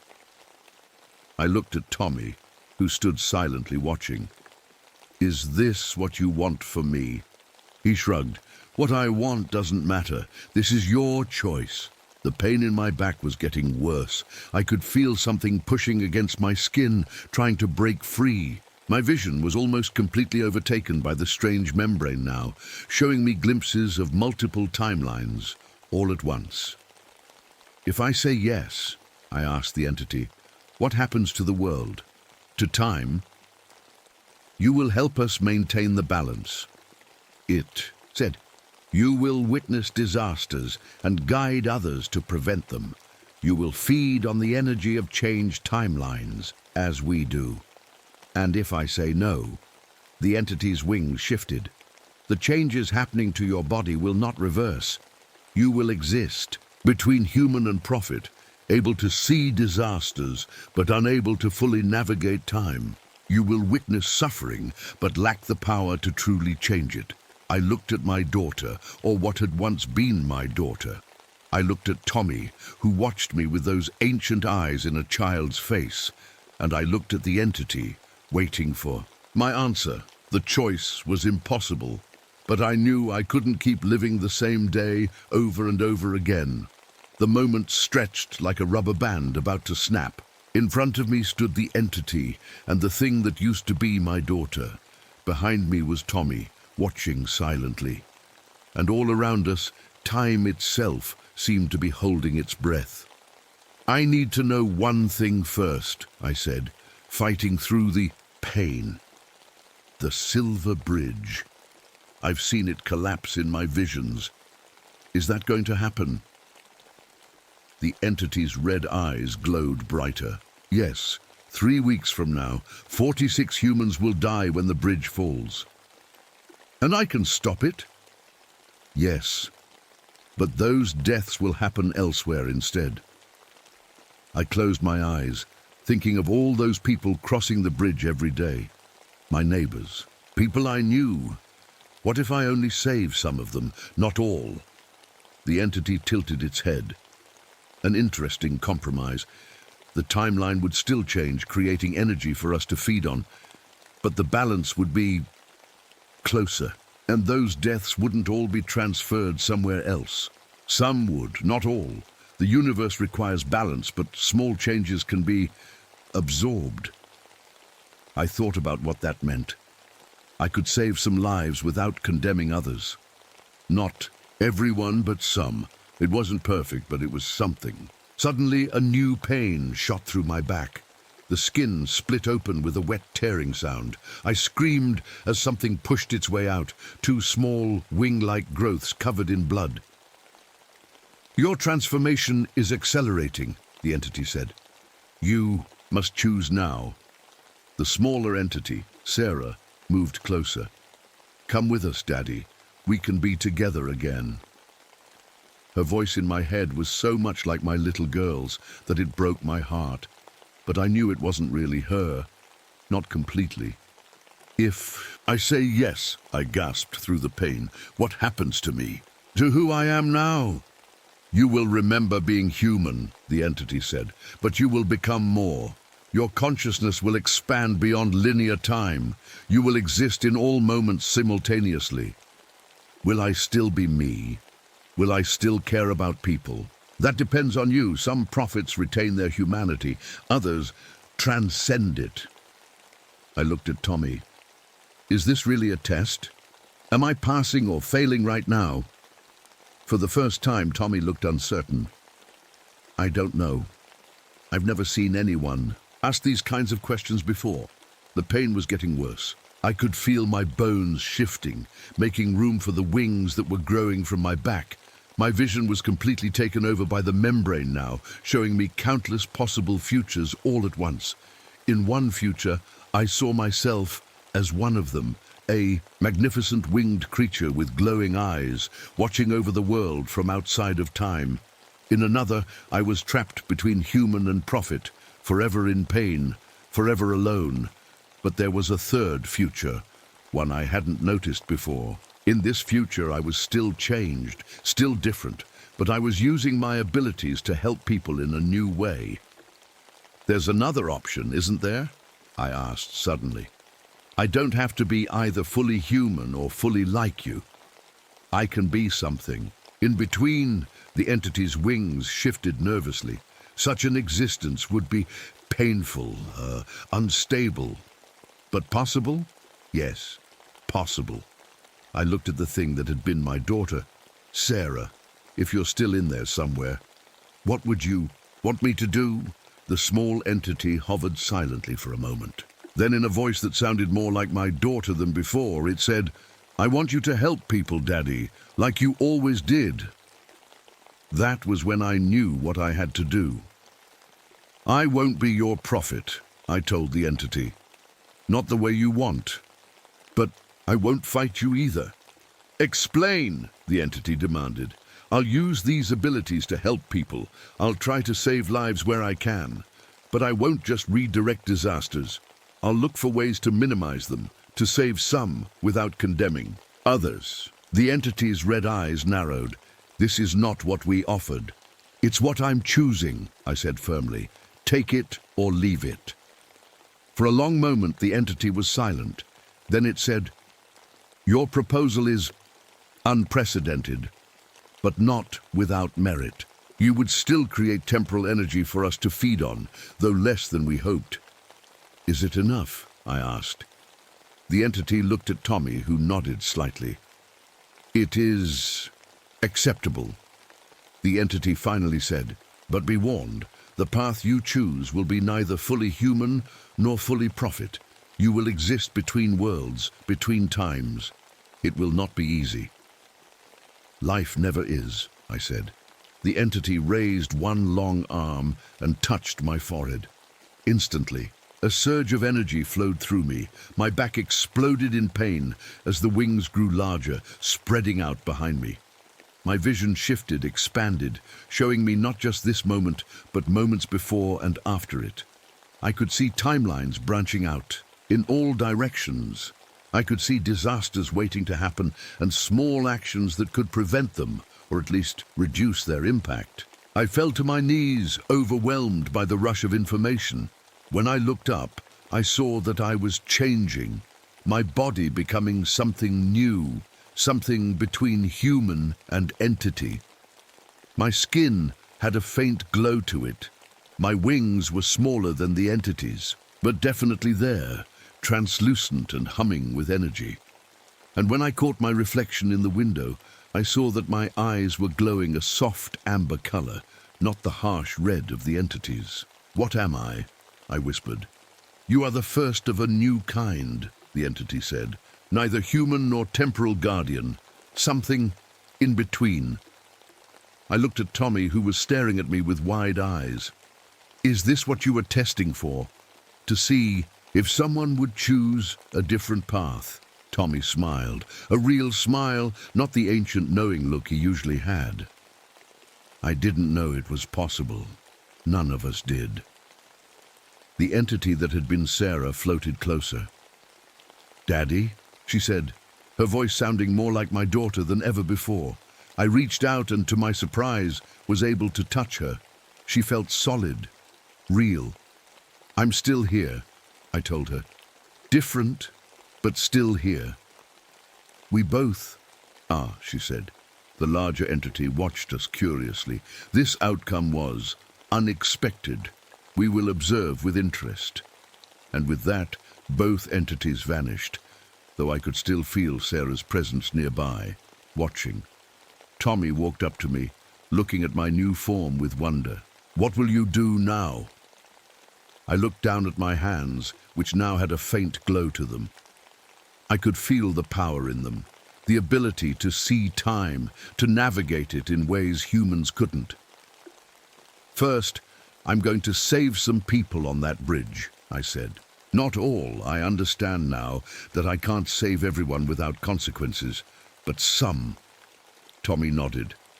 "And after that?" I looked out the window at the night sky, feeling a strange new connection to it. "After that, I'll find a balance between human and profit, between saving lives and respecting the flow of time. It won't be easy," Tommy warned. "Nothing important ever is," I replied, feeling my new wings shift behind me. Outside, the first light of dawn was breaking. For the first time in 6 months, November 16th, 1975, was about to begin. The next 3 weeks passed in a blur as I learned to live with my new form. During the day, I looked almost normal. I could pull my wings tight against my back where they vanished into my skin, leaving only small scars. My eyes would look human unless I was using my abilities to see through time. But at night, when I was alone, I would let my true form emerge, wings spreading wide, eyes glowing with a soft amber light, skin shimmering slightly. I learned I could travel between moments, not far, just a few minutes forward or backward, enough to be in the right place at the right time. Tommy stayed with me, teaching me how to control my new abilities. He was a patient teacher, despite being in a child's body. "You're the first of your kind," he told me one evening as we sat on my cabin porch. "The entities don't know what to make of you." "Are they angry?" I asked. Tommy shook his head. "Not angry, curious. You've shown them a possibility they hadn't considered." As the day of the bridge collapse drew closer, I made my plan. I couldn't save everyone. I understood now that trying to completely prevent a disaster would only cause worse ones elsewhere. But I could save some. The night before the collapse, I visited Colonel Harper at his home. He didn't seem surprised to see me, even with my changed appearance. "So you made your choice," he said, pouring us both a drink. "Not the one they wanted," I replied. "Not the one you expected either." He studied me with curious eyes. "What are you now, exactly?" "Something in between. Not fully human, not fully like them." I sipped my drink. "I need your help tomorrow." "The bridge," he said simply. I nodded.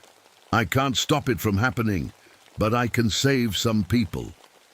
Harper agreed to help. We made plans to quietly evacuate some people, not enough to raise alarms or completely change the timeline, but enough to make a difference. The next day, December 15th, 1975, was cold and clear. I stood near the Silver Bridge, watching cars cross. I could see the weakness in the bridge, a single eye-bar suspension chain with a tiny crack that no human eye could detect. At 4:58 p.m., exactly as my visions had shown, I felt the bridge begin to fail. Using my abilities, I stepped forward in time just a few seconds, appearing on the bridge itself. I pulled a young mother and her 2 children from their car just before the section collapsed. I jumped to another section, warning a bus driver to speed up, helping him clear the bridge seconds before that section fell too. In all, I saved 11 people who would have died. Not everyone. 35 people still perished when the bridge fell. I felt each death like a physical pain, but I also knew that if I had tried to save them all, something worse would have happened elsewhere. After the collapse, I found a quiet spot in the woods to let my grief out. Sarah appeared beside me, still in her half-entity form, but more like my daughter than before. "You did good, Daddy," she said softly in my mind. "It doesn't feel good," I replied. "All those people who still died, but some lived who wouldn't have. That matters." I looked at my daughter, this strange new version of her that existed between worlds, just like me now. "Can you stay? With me?" She shook her head sadly. "Not all the time. I exist more in their world than yours now, but I can visit." In the days that followed, I began to understand my new purpose.